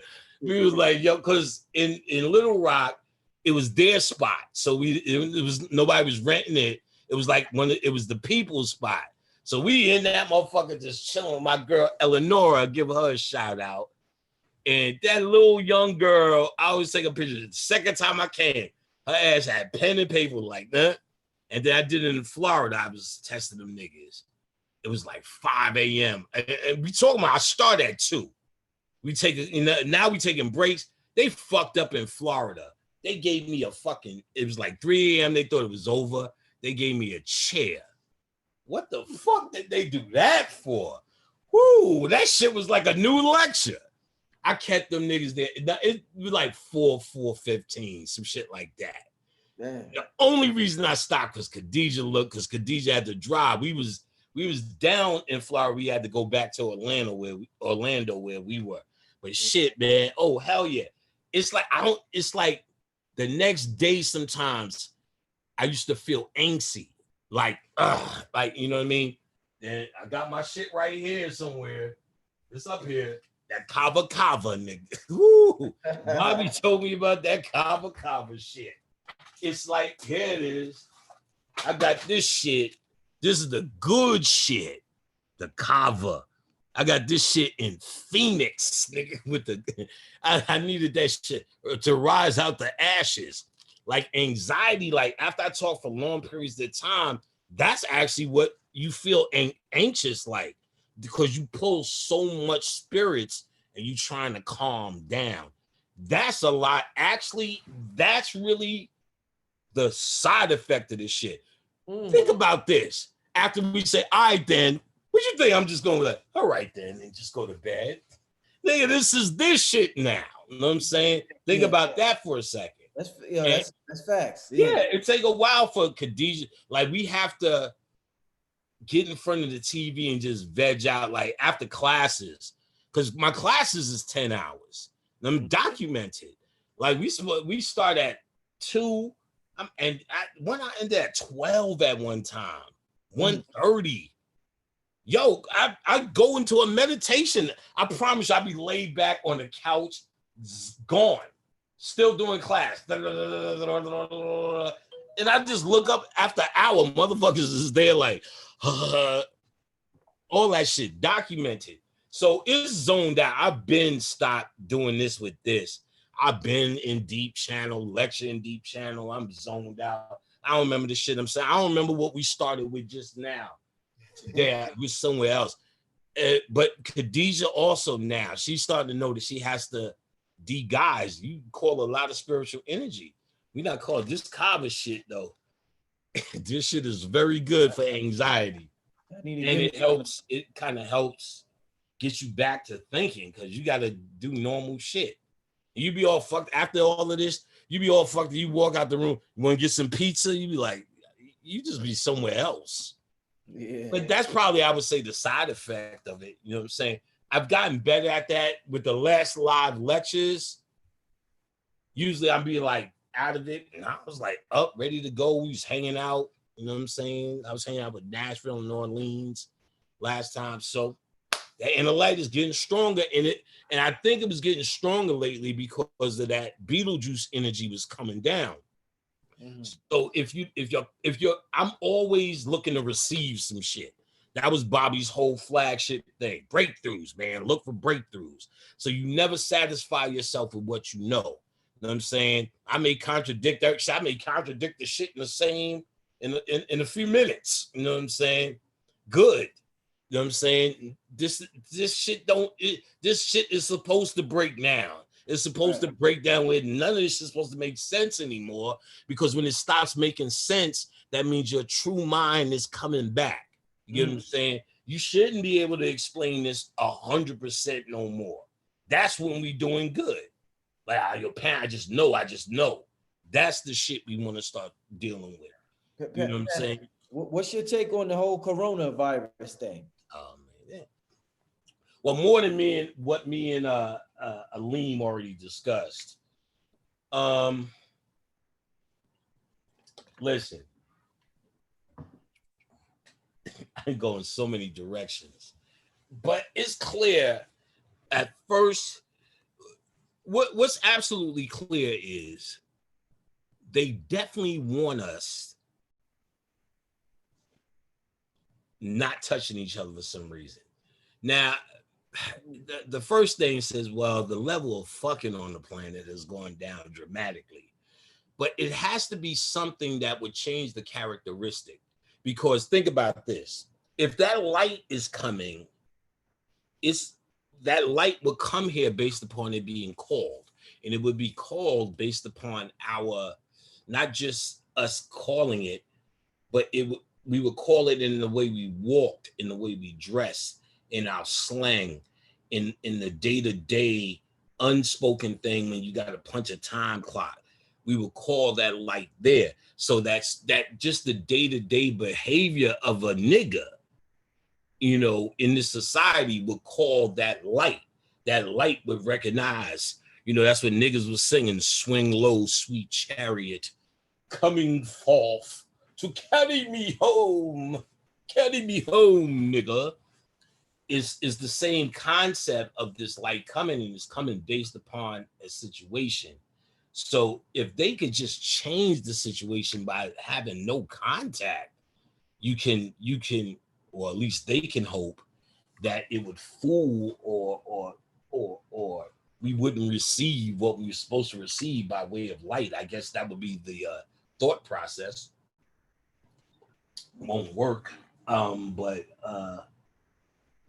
you know, to change the behavior, because it's kind of like Brother Phil broke this down before, and you know, it was absolutely clear on what they were doing. Like, let's say with just Eminem, he was saying you would see the wigger, you know, they're acting like, you know, the wigger is just this outcast, but they're really trying to promote the wigger and trying to hope this wigger image will take hold of their kids to save them.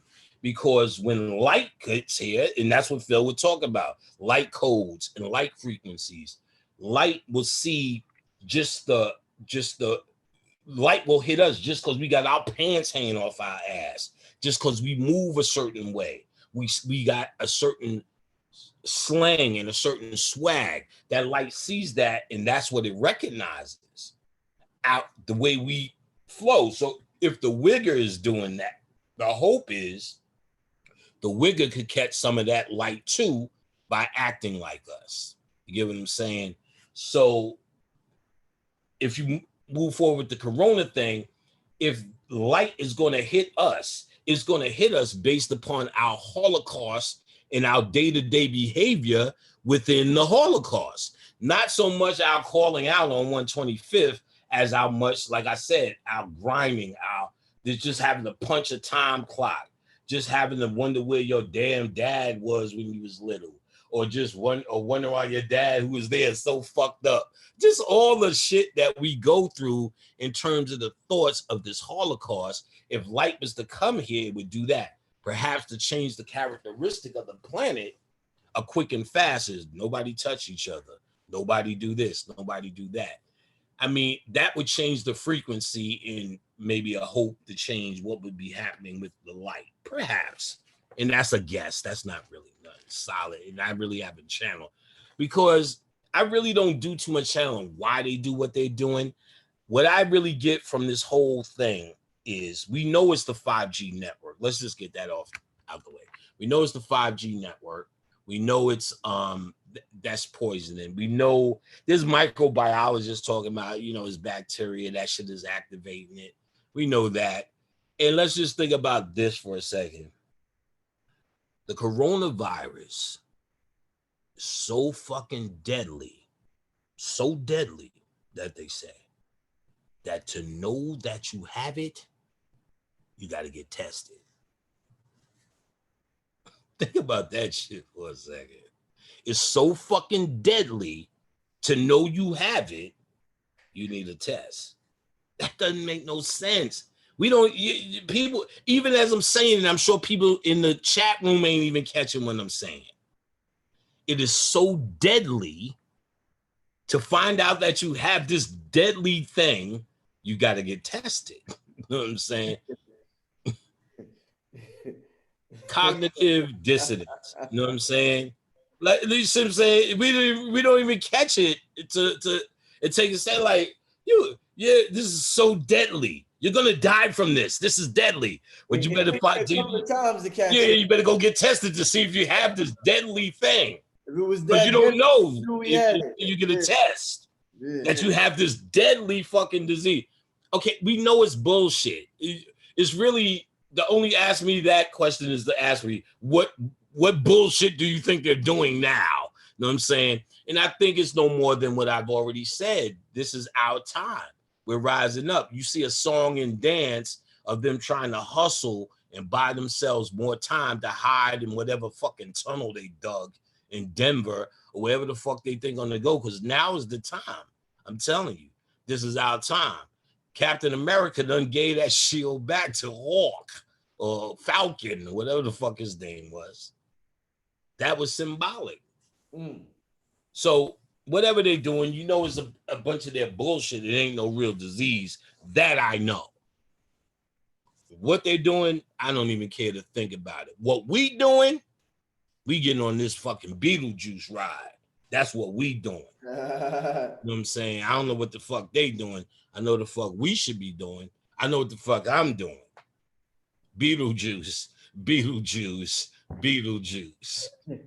Hey, Panic, before you get out of here, let me take a couple of questions from the people. Sounds good. In the chat room. Family, if you got a question for Panic, post it in the chat. I'm not going to keep the brother too much longer. No, I'm good. I'm but I'm good as long as you're good, Rich. Right. We got about 30 more minutes. So give me some good questions, family. I'm going to take some questions from the people. Make sure you show Panic support. Panic, leave your contact info before we get to these questions. Okay. You can catch me. First of all, the easiest way to get me is just Google Brother Panic. And if you never heard my lectures, there's thousands and thousands of free lectures before you have to pay anything. In fact, you don't have to pay anything. All I offer is free. What I do offer is this. Classes, of course. My book you can get on my website or my herb pack. For those who do not know, my herb pack is a combination of herbs. I used to use it for myself for my pineal. They're classic. I don't even know how to sell it anymore because I've been selling it since 2008. It's an icon if you don't know, but it's a special combination. It helps with the chatter, dreams, deeper meditations. You can stay in the moment longer. I heard people say they stopped smoking, could do backflips again, could fuck again. They mix it with weed, without weed, stop smoking weed. There's 1,000 things that happen, but it's still the same price always. Rich was shocked because Rich didn't know until I did that lecture with Rich, and he seen that line going up the fucking street with that shit. It was amazing. And it's like that. And Rich was like, no, I didn't want to stop because I didn't want, you had a good line. Like, they all will come back, Rich. Let's go back. Like that, this herb, I've been selling it for so long. Like, people who don't know, like, I'll promote it. I said, please, I can't keep up now. Like my son finally it took 10 years for this nigga to get every single email at least written up on an envelope. Yeah. Now we could just stuff. I've never had no email. It took him, that nigga is 25 next week. It took him all of them years since he was 14 to even get there. And that's a big deal. And long story short, just keeping up with this shit. So I almost hate to promote it because I don't want the bunch. Yeah, I want to try this shit, but the wait, you know what I'm saying? I'm sorry. So that's why the lines are long at the live lectures, because they don't have to wait. So niggas like, you're gonna have them? Niggas come, and as you've seen, just to buy the herbs, and they don't even stay for the fucking lecture. No, bro. So every time your Panic's much at the door, I just come with herbs. Here.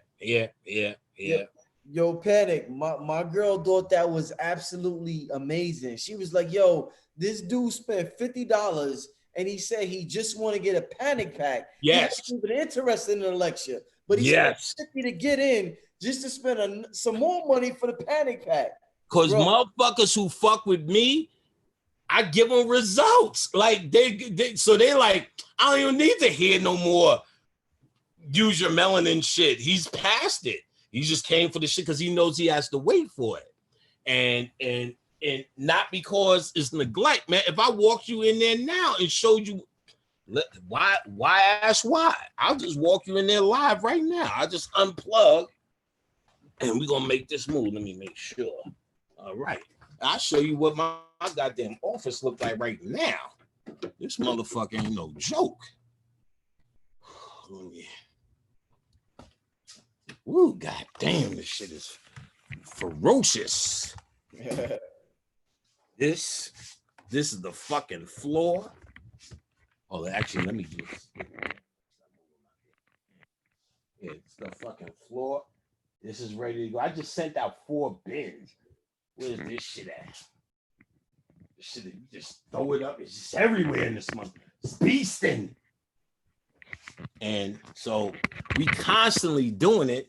So you will get it, but you need to just wait, or wait till the white man opens up the lecture circuit again. So yeah, so we constantly doing it. So if you want to wait, because it's worth it, as you can see, and it's not a skinny pile. OccultLectures.com, go on and get you one. It's worth it. It will open this shit up for you. And you know, of course, we have spiritual oils. What else? Meditation CDs to go with it. Spiritual baths. Khadija, you can connect there with her classes, her reading. SamdiMassage.com, SamdiMessage.com. And I think that's the story of us. Let's get down to some more of these questions. Okay. One more thing. I'm sorry, Rich. Sorry to cut you off. My new book is written, is done. As soon as things calm down a little bit, I'm about to release it, and we're in business. Yes, sir. I'm sorry, Rich. All right. So Top Thinker wants to know, Panic, does marijuana impact your pineal abilities? Well, I don't know about what you smoking, but these sure do. You know what I'm saying? These sure do. The answer is yes. Damn, man, I expected more from the deepest thinker. Yeah, any drug, liquor, like early on when I was I was fucking with liquor. Anything that alters your consciousness, but you still got to know what you're doing. It's not just you just don't get high and all of a sudden you're spiritual. Like, you know, find a technique in meditation. And then while you're high, you want to do your meditation or you want to do whatever, because the idea is you can stay in the moment without all the chatter. Like the weed or the alcohol or whatever drug, usually in a mild dosage, kind of will occupy your conscious mind. It'll keep it occupied while you can stay in a moment or a thought, you know, better. You can stay in that peace and you can feel that. You got to see it separate. See, maybe I should explain that when I see, I can see my mind separate. I can still talk to you guys and I see all sorts of fucking colors. and I see all sorts of shit. I see a whole different world that's happening, but I see that world and I see it layered. Like this world is here, but this world is like something that's on top of it. You know what I'm saying? Even my hand movement. Oh shit! After I get off this motherfucker, Rich, I ain't going front. With all honors, your mom's energy. I'm gonna pour her some liquor because I'm feeling the shit out of this. Adrian, Miss Adrian, I feel it. Yeah, she's strong. I'm gonna have to get that. Well, I know you family anyway. I know you family because just everything. Like, yo, let me tell y'all this shit, man. It was crazy. Let me. I gotta get this in, Rich. Gotta get this in.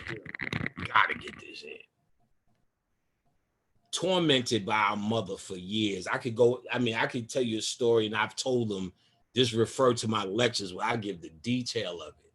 But the episode last was she was homeless and there was nothing we could do about it. Died in the street. And she was getting a check at her sister's house. They didn't check that. And in fact, she had my number on her because they called me a couple of times here and there was nothing I could do in New York. So I knew they had it. But they buried her in Potter's Field. So, of course, got my sister, got a lawyer, got her, got the DNA checked. It was her, got the ashes, had a set up the memorial, rented out a spot, got singers, both sides of the family, my father's side, husband. It was a extravaganza. I got everybody tickets and motherfucking got pneumonia. Couldn't leave. Oh, this shit was hurting. Remember the girl who was in Belly, the dark-skinned girl, I can't remember her name, little singer girl, sang on the New York City, she came, she sang.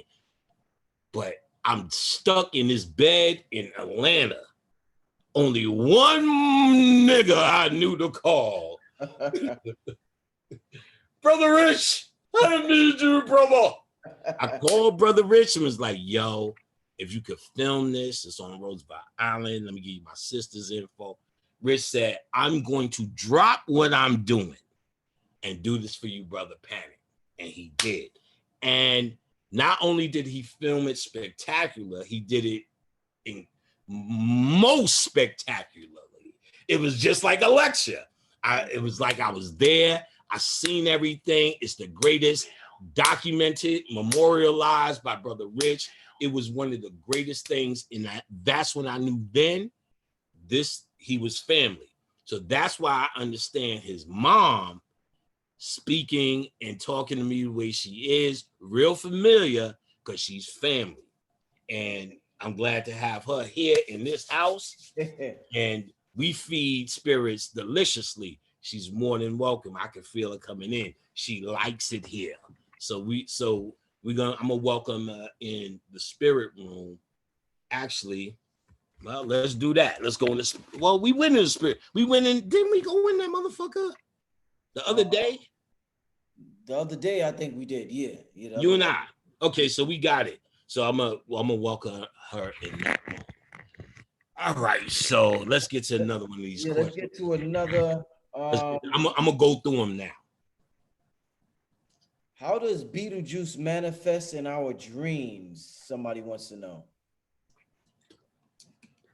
Well, it's not like it's going to manifest in your dreams in a specific way. So when you say something, that question, how does it manifest? Like it's like I can say, well, it'll manifest with A, B, C, or D, as if there's some sort of thing. What you need to look for is what you perceive as change, what you perceive as a phenomenon to you in your dreams. I don't know what you dream about. You may dream about, 17 dicks. I don't know. That's dramatic to me. That's a nightmare. You know what I'm saying? To you, that may just be nigga was missing a dick. You know what I'm saying? To me, it's a nightmare. So you can't really say, how is that going to come? You really have to know who you are. So if you've been dreaming about A, B, C, and D, and then you dream about S, maybe that means something. It's up to you to evaluate. It's not up to me to say, you know what I'm saying? And that's just it. That's the kind of thing we do. This is not a religion, or I'm not the preacher of Beetlejuice. Well, let me tell you how he come in the dreams. You know, you got to tell me. Just know that energy's here. So whatever work you're doing, it's light, it's raw material, it's knowledge. So see what you do. What have you been doing? What spiritual practice have you been doing? Don't think because you heard me all of a sudden you have a spiritual practice. You need a spiritual practice means there's something that you work on to get stronger at. What have you been doing there? And whatever you've been doing to work on to get stronger at, when Beetlejuice comes, you should be able to say through your medium, through what you've been using for your spirituality, you notice something because that's what the fuck you doing it for. So that question wouldn't even apply to what we doing. If you I think you understand that. Indeed. Somebody wants to know, where's it at? I just seen it. After ancient Atlantis, the demiurge came to Earth. Was it mentally or by flesh and form? Who said that? The demiurge came to Earth after Atlantis. First of all, who said that? The demiurge is what people have been calling that creator god. And his helpers are called archons. In Gnostic, in nowhere do they say after Atlantis this happened or that happened. They talk about the demiurge and his role in the cosmic creation of this reality. So that's a mythology talking about this reality. And they talk about the nature of this demiurge or creator god or this lesser god. Not that he came down here and said, oh shit, what's up? No, he's the creator of this place. And they talk about the deficiencies in this place. That's in Gnosticism. And like I said, I have a channel that now contradicts that. So that's what channels do. All this shit could contradict. You just got to go with what flows for you. So that's why you have to get to a point where you get your own channels, because we've been used. Let's say you use my channels or my ideas. They're not for your mind. They're for my mind. And when I'm out of this body, I'm going to make me a fucking extravaganza with my mind, not with what I convince you or what you convince me. What I make it with what I'm convinced myself of. So you have to convince yourself of something. The Gnostic shit is that study. How do you want to see it? What I think I've learned to give you a real hard shortcut, if you could understand, and not you in particular question person, but in general, if you can understand it, what Bobby really was talking about was there is no rules. There is nothing. If you decide to say Gnosticism is the way, then that just will be your perspective. If you say Jesus is the way, we know it's a vampire suffering perspective, but it's just still a perspective. Mm-hmm. So what Bobby started to understand, well, now I don't want to say what he started to understand, what he was teaching very hard, and he was saying it hard. He wasn't teaching how it was done. He kept displaying it was, your mind can pick anything you want it to be, and you just go with it. There's nothing that lords over you to say that ain't true. If you say I can blow bubbles out my ass, and that's what I want to do for eternity, then that's what you'll do. You get what I'm saying? Ain't nobody gonna go, nah, son. That's earth shit, because it's your mind, and if that's your idea of heaven, that's what we doing here.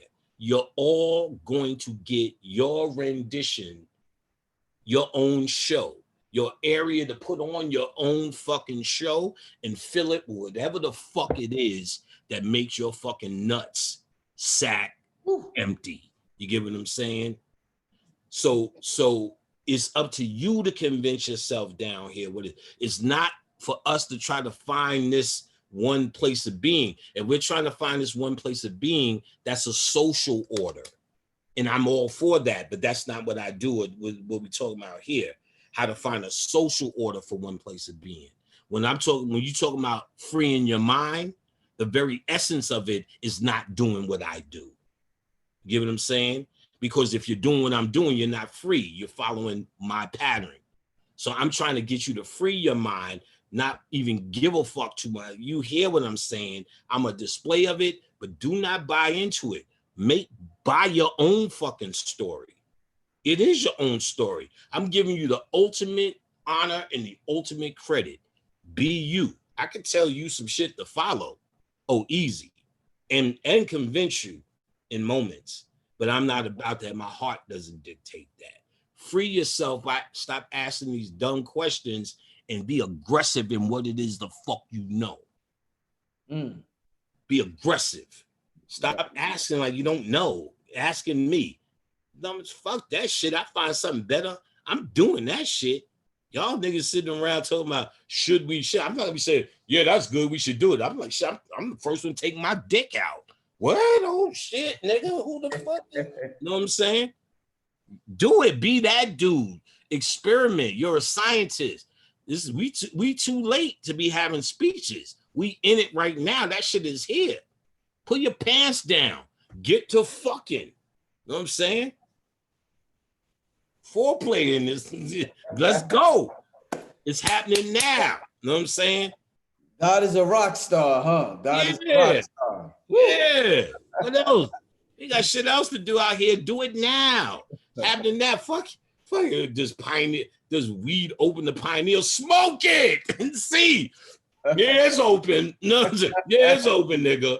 Yeah. Hey, question is. Allah Dylan Bay wants to know, how do we activate the inactive DNA we have in our genetics? There's a book by niggas asking questions. They don't even know. Read a book by Jeremy Narby, The Cosmic Serpent and DNA, and read Judy K. King's second book. She don't have many. She made the ISIS thesis. She made the ISIS thesis and she made the Orion something to go with it. Then she got a new book, Judy K. King, and she breaks down all that concept. And in fact, the ISIS thesis too. That book and her other book, her new book, Judy K. King.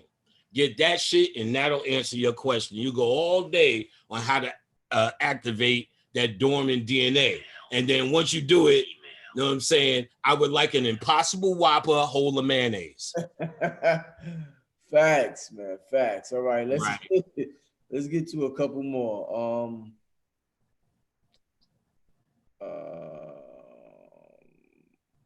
right. Please ask Panic to elaborate on what him and Arlene Bay said about consuming small amounts of turpentine for health. There's nothing to elaborate on. You just really say, could you talk about that again? I like that sermon because that information was delivered thoroughly there. And where to go for more of it. Dr. Jennifer Daniels, right? What's her name? We sent you to her. She goes all around the world talking about that shit. Go see her for more information. So what we're supposed to do is lead you to places to go, not make a sermon. There's nothing to elaborate. Get a spoon, some turpentine, put it in your mouth. Boom. Cleared you out, cleaned you. We went through that. Don't do that. That's church shit. And I'm not really saying it to antagonize you or be arrogant. I'm trying to show y'all what this really is. If y'all want to see where the holes are, I'm telling you. These lectures are supposed to be straight up information. Boom. And that's what it is. There's no more to do on it. It's not a sermon. So there's no more to talk about. If it ain't been said, then the only thing I should be saying about it, oh, here's something I left out. You could do this, you could do that. But we left you enough places to look for yourself. That's the key to the occult science. Y'all fucking with me, y'all need to get in a look for yourself mode. Before you, when you want to formulate the question, first ask yourself and really see if you have no answers. And if you really have nothing, then you bring it to your peers or those who are in the study. But I come with like, if I'm gonna ask, I'm like, Rich, yo, I tried to look here. Let's say Rich has a keyboard and he may know something that I need to know now that I built my studio. I'm not gonna say, Rich, show me that keyboard. I'm gonna say, Rich, I plugged it in, I did that, I bought that, I tried this, I read that, and I'm failing here. That tells Rich I'm doing my work and here's my wall. Where Rich gets to say, okay, this nigga ain't just waiting a vampire off of me. Right. Just, you know, I studied and I did all of this and he don't know shit. And now I'm supposed to teach all this schooling and all this hard work I did. I'm supposed to teach this dumb, lazy shortcut dude how to do the keyboard. That's not even a real question. Rich, how do I do the keyboard? No, I need to say, Rich, I'm having a problem with the MIDI connection. Then we know we're dealing with professionals. These questions, I'm not even arrogant. These are not professional questions. Y'all should be asking something as if y'all tried it. This is not even I tried. Like, explain more on the turpentine? Explain what more? You know, we went all the way from when you take it in your mouth to when you make doo-doo. What happens? There's nothing else to explain on that. Or you have to ask a more specific question on that subject. If there was something about that, I can understand that. If something we missed that you feel, but you have to make that more specific. So I'll wait for that if that exists. If not, you got to refer to the lecture. That's what we're doing for, to be thorough in that moment. All right, Panic. Dwayne Travers wants to know, can you explain the heart chakra being the gateway to consciousness? All right.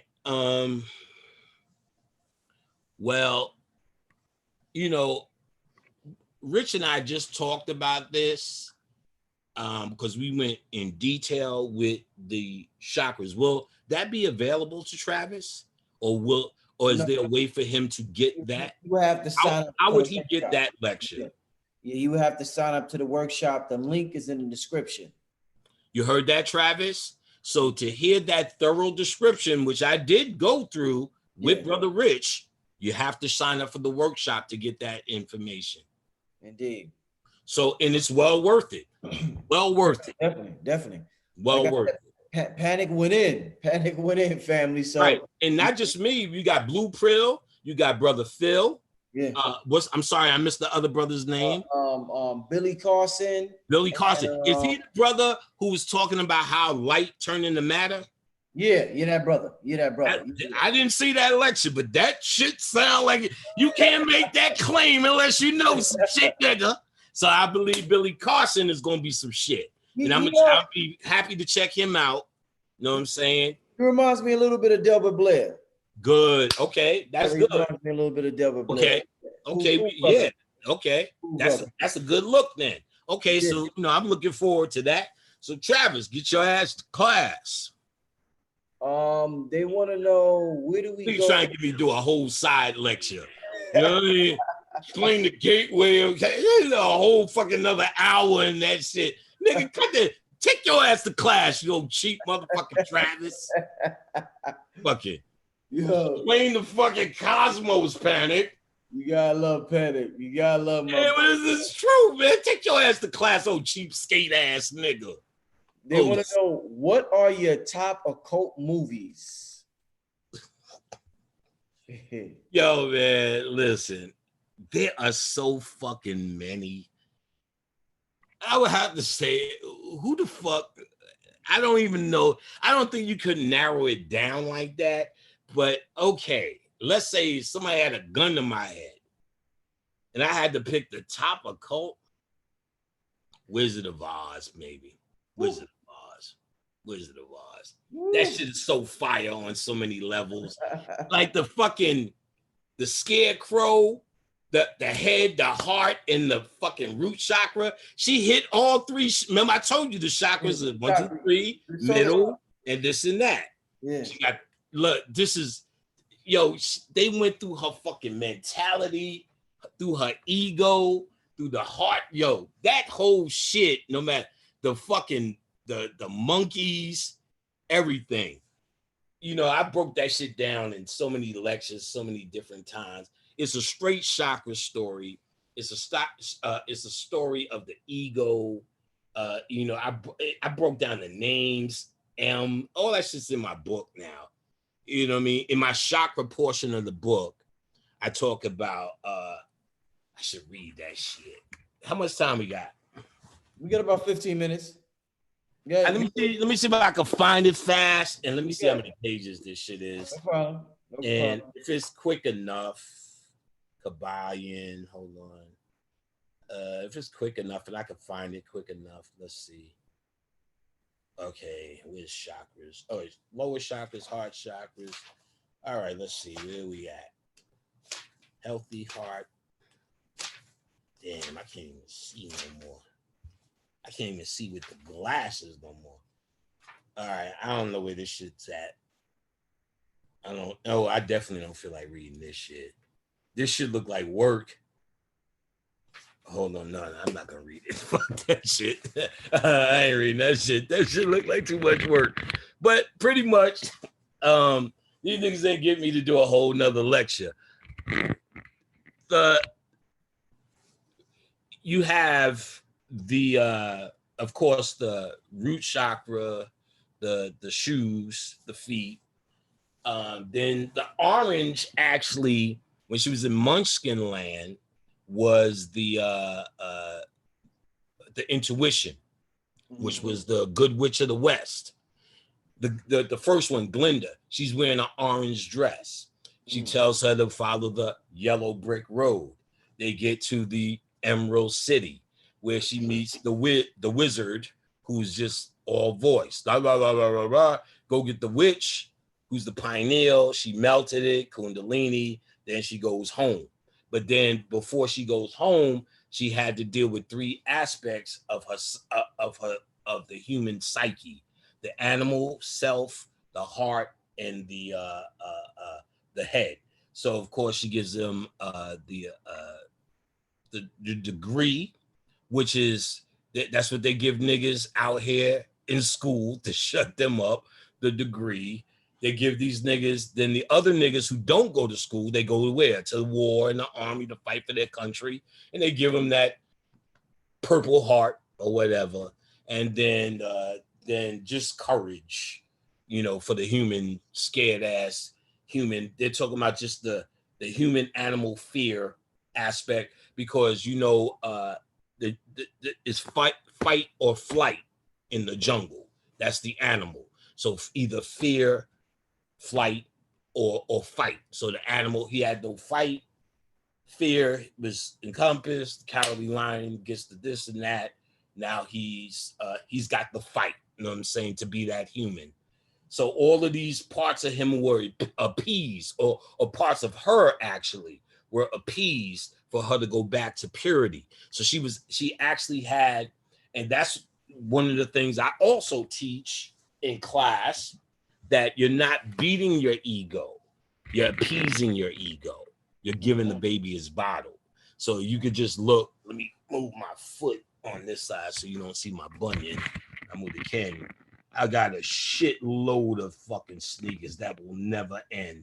You know what I'm saying? Floor, top, bottom, you know what I'm saying? In that corner, piled up on the floor, and still in the closet. I appease the ego. There was the time, oh, we can't have Nikes, can't have this. Then I said, well, let me try something. Let me get it everything it wants. And I start to recognize my ego no longer gets in the way of humanity, because it's like a baby. Just give it the dumb shit it likes. All them little sneakers and all that shit that you grew up with in the psyche, why fight it? Give it to it, especially if you can afford to do it. You know I'm saying if you can't afford to, you might have to fix your mind a little bit different.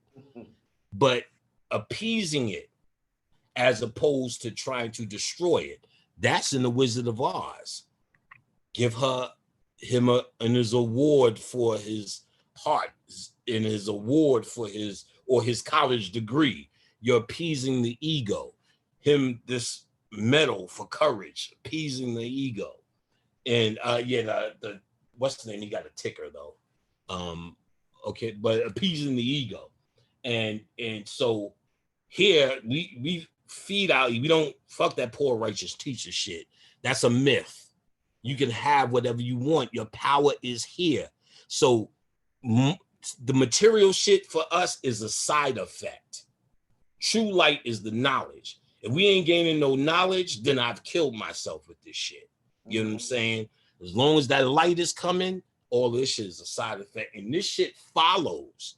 This shit chases us. I never chased this shit. I wasn't even chasing this shit when I was a human nigga. This shit follows us because your ego wants to survive.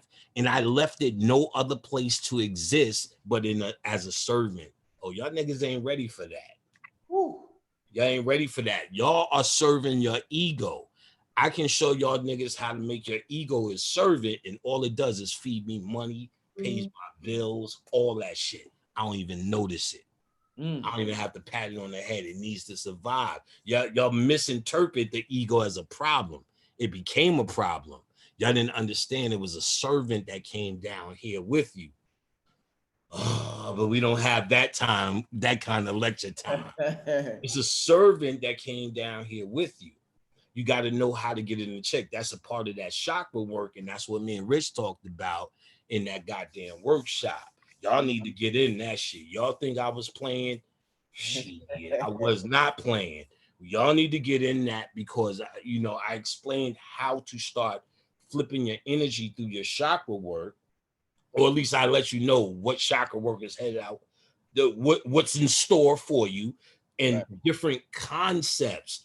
I added the occult concept. I'm sure you heard of eat bananas, that's yellow. Nah, we go a little bit funkier with it. And when you do that, what you got to understand from the solar plexus where the ego comes in, once you forgive it and it has no place to go. I talked about that, about forgiving, compassion through the heart chakra. And remember, this chakra has no place to go anymore. Think about that. Because it was fighting, it was holding on to whatever because they called you a punk. It was holding on to whatever proudly because they said you know what I'm saying, had a great chest, whatever the fuck they said in high school. Now that you don't care about it, it doesn't know what to do. So it will seep into consciousness if you don't know where to put it. Most people think once they get here, they're supposed to be this poor righteous teacher. So it's not really being poor because you were already fucking poor. No matter how many sneakers I show you, I'm fucking poor. You know what I'm saying? I can't change the condition in terms of financially, you know what I'm saying, for nobody but my personal family. So I can't change the condition of a nation or a people with money. So you're poor. You know what I'm saying? You're living under somebody else's idea of money, no matter how many stickers someone shows you. So that idea of rich ain't it. And that idea of nigger rich ain't it. It's really about just what you can carve out for yourself around this motherfucker at this point. And like I said, I understood if I started to become this poor righteous guy, the ego that I was didn't give direction to, that's sitting here in the solar plexus, is going to want to work his way up into my newfound consciousness. And that's usually what happens. So you hear more twisties, more outfits, more hotep, and I love you, brother, and all that shit, because the ego just retransformed itself here.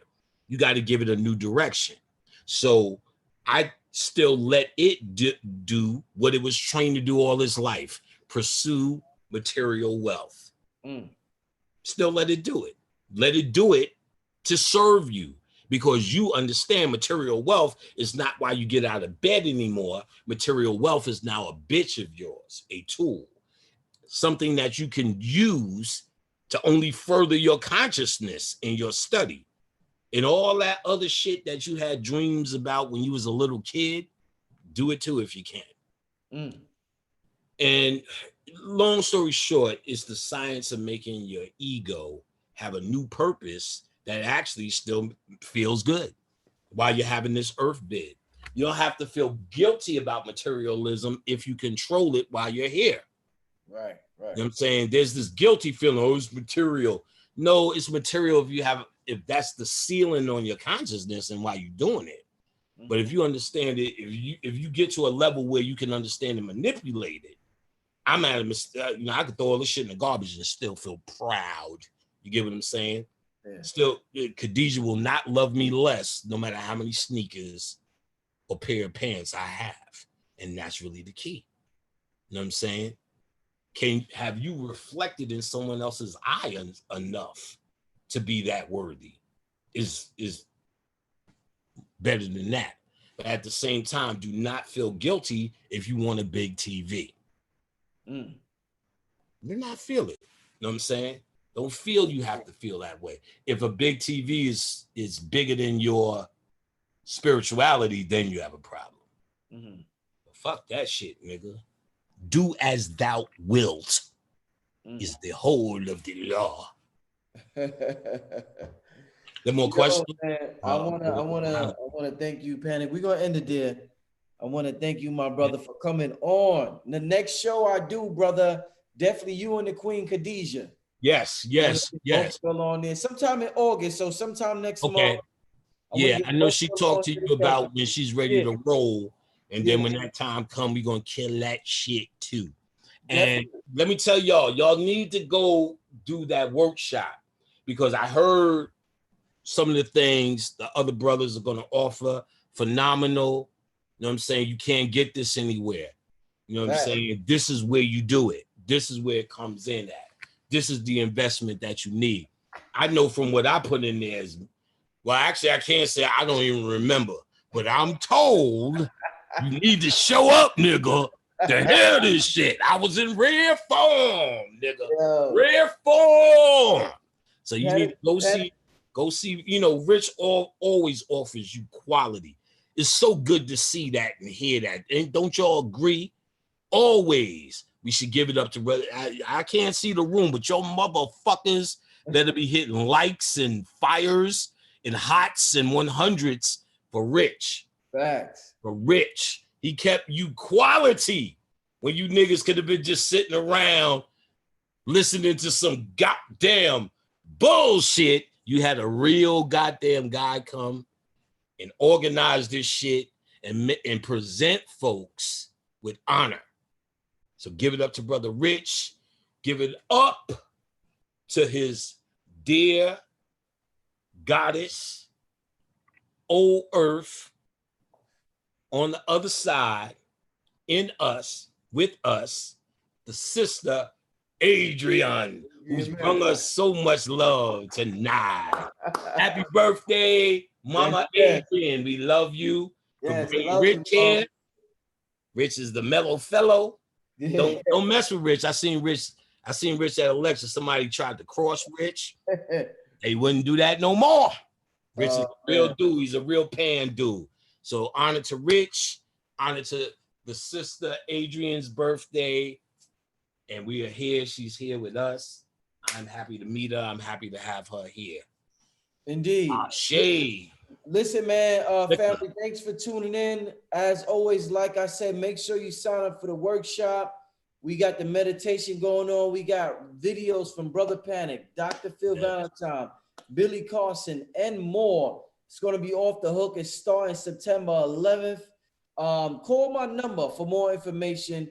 The flyer is on the screen at the beginning, or the link is in the description bar. Hit me up if you need more information. But Brother Panic and Khadijah will be back in August. In a couple of weeks, next month, they will be back. We're going to kick it. We're going to have a great time. And until then, Panic, one thing I want to ask you, when is your classes starting again? Oh, I don't have a date But the wise thing to do, we're actually going to start soon. I just let it pile up. And then when I get enough heads, I do it. It's almost enough heads. So if you want to join now that we Zoom, just join, pay. You'll be on the list. I acknowledge you when you pay. So get me to acknowledge you. That puts you in the folder. So my folder is thick now. So we're talking in a couple of weeks. I'm going to throw a date. So if you want to know, the best thing to do, if you're going to join it and you're going to do it, just join. You'll just be put on. You'll be in the next one. Khadijah sends out email blasts. So when it's that time, we're going to blast it out. Get on Khadijah's email blast. Email her at samdimessage@hotmail. SAMDIM. No, just email. Fuck it. Just go to her website and do that shit. I think it's massage and message. I don't remember. Either way, go to my website, Occult Lectures. That'll get you to hers, Samdi Massage. Email her, tell her you want to be on the list, and that'll give us, she'll put you on with all our dates. Indeed. Man, listen, man. Once again, family, we getting out here. Brother Panic, Brother Rich. Yes, sir, Brother Rich. Underground Railroad, Occult Lectures. We gonna see you next time, family. Peace. Next time, Brother Rich. Peace.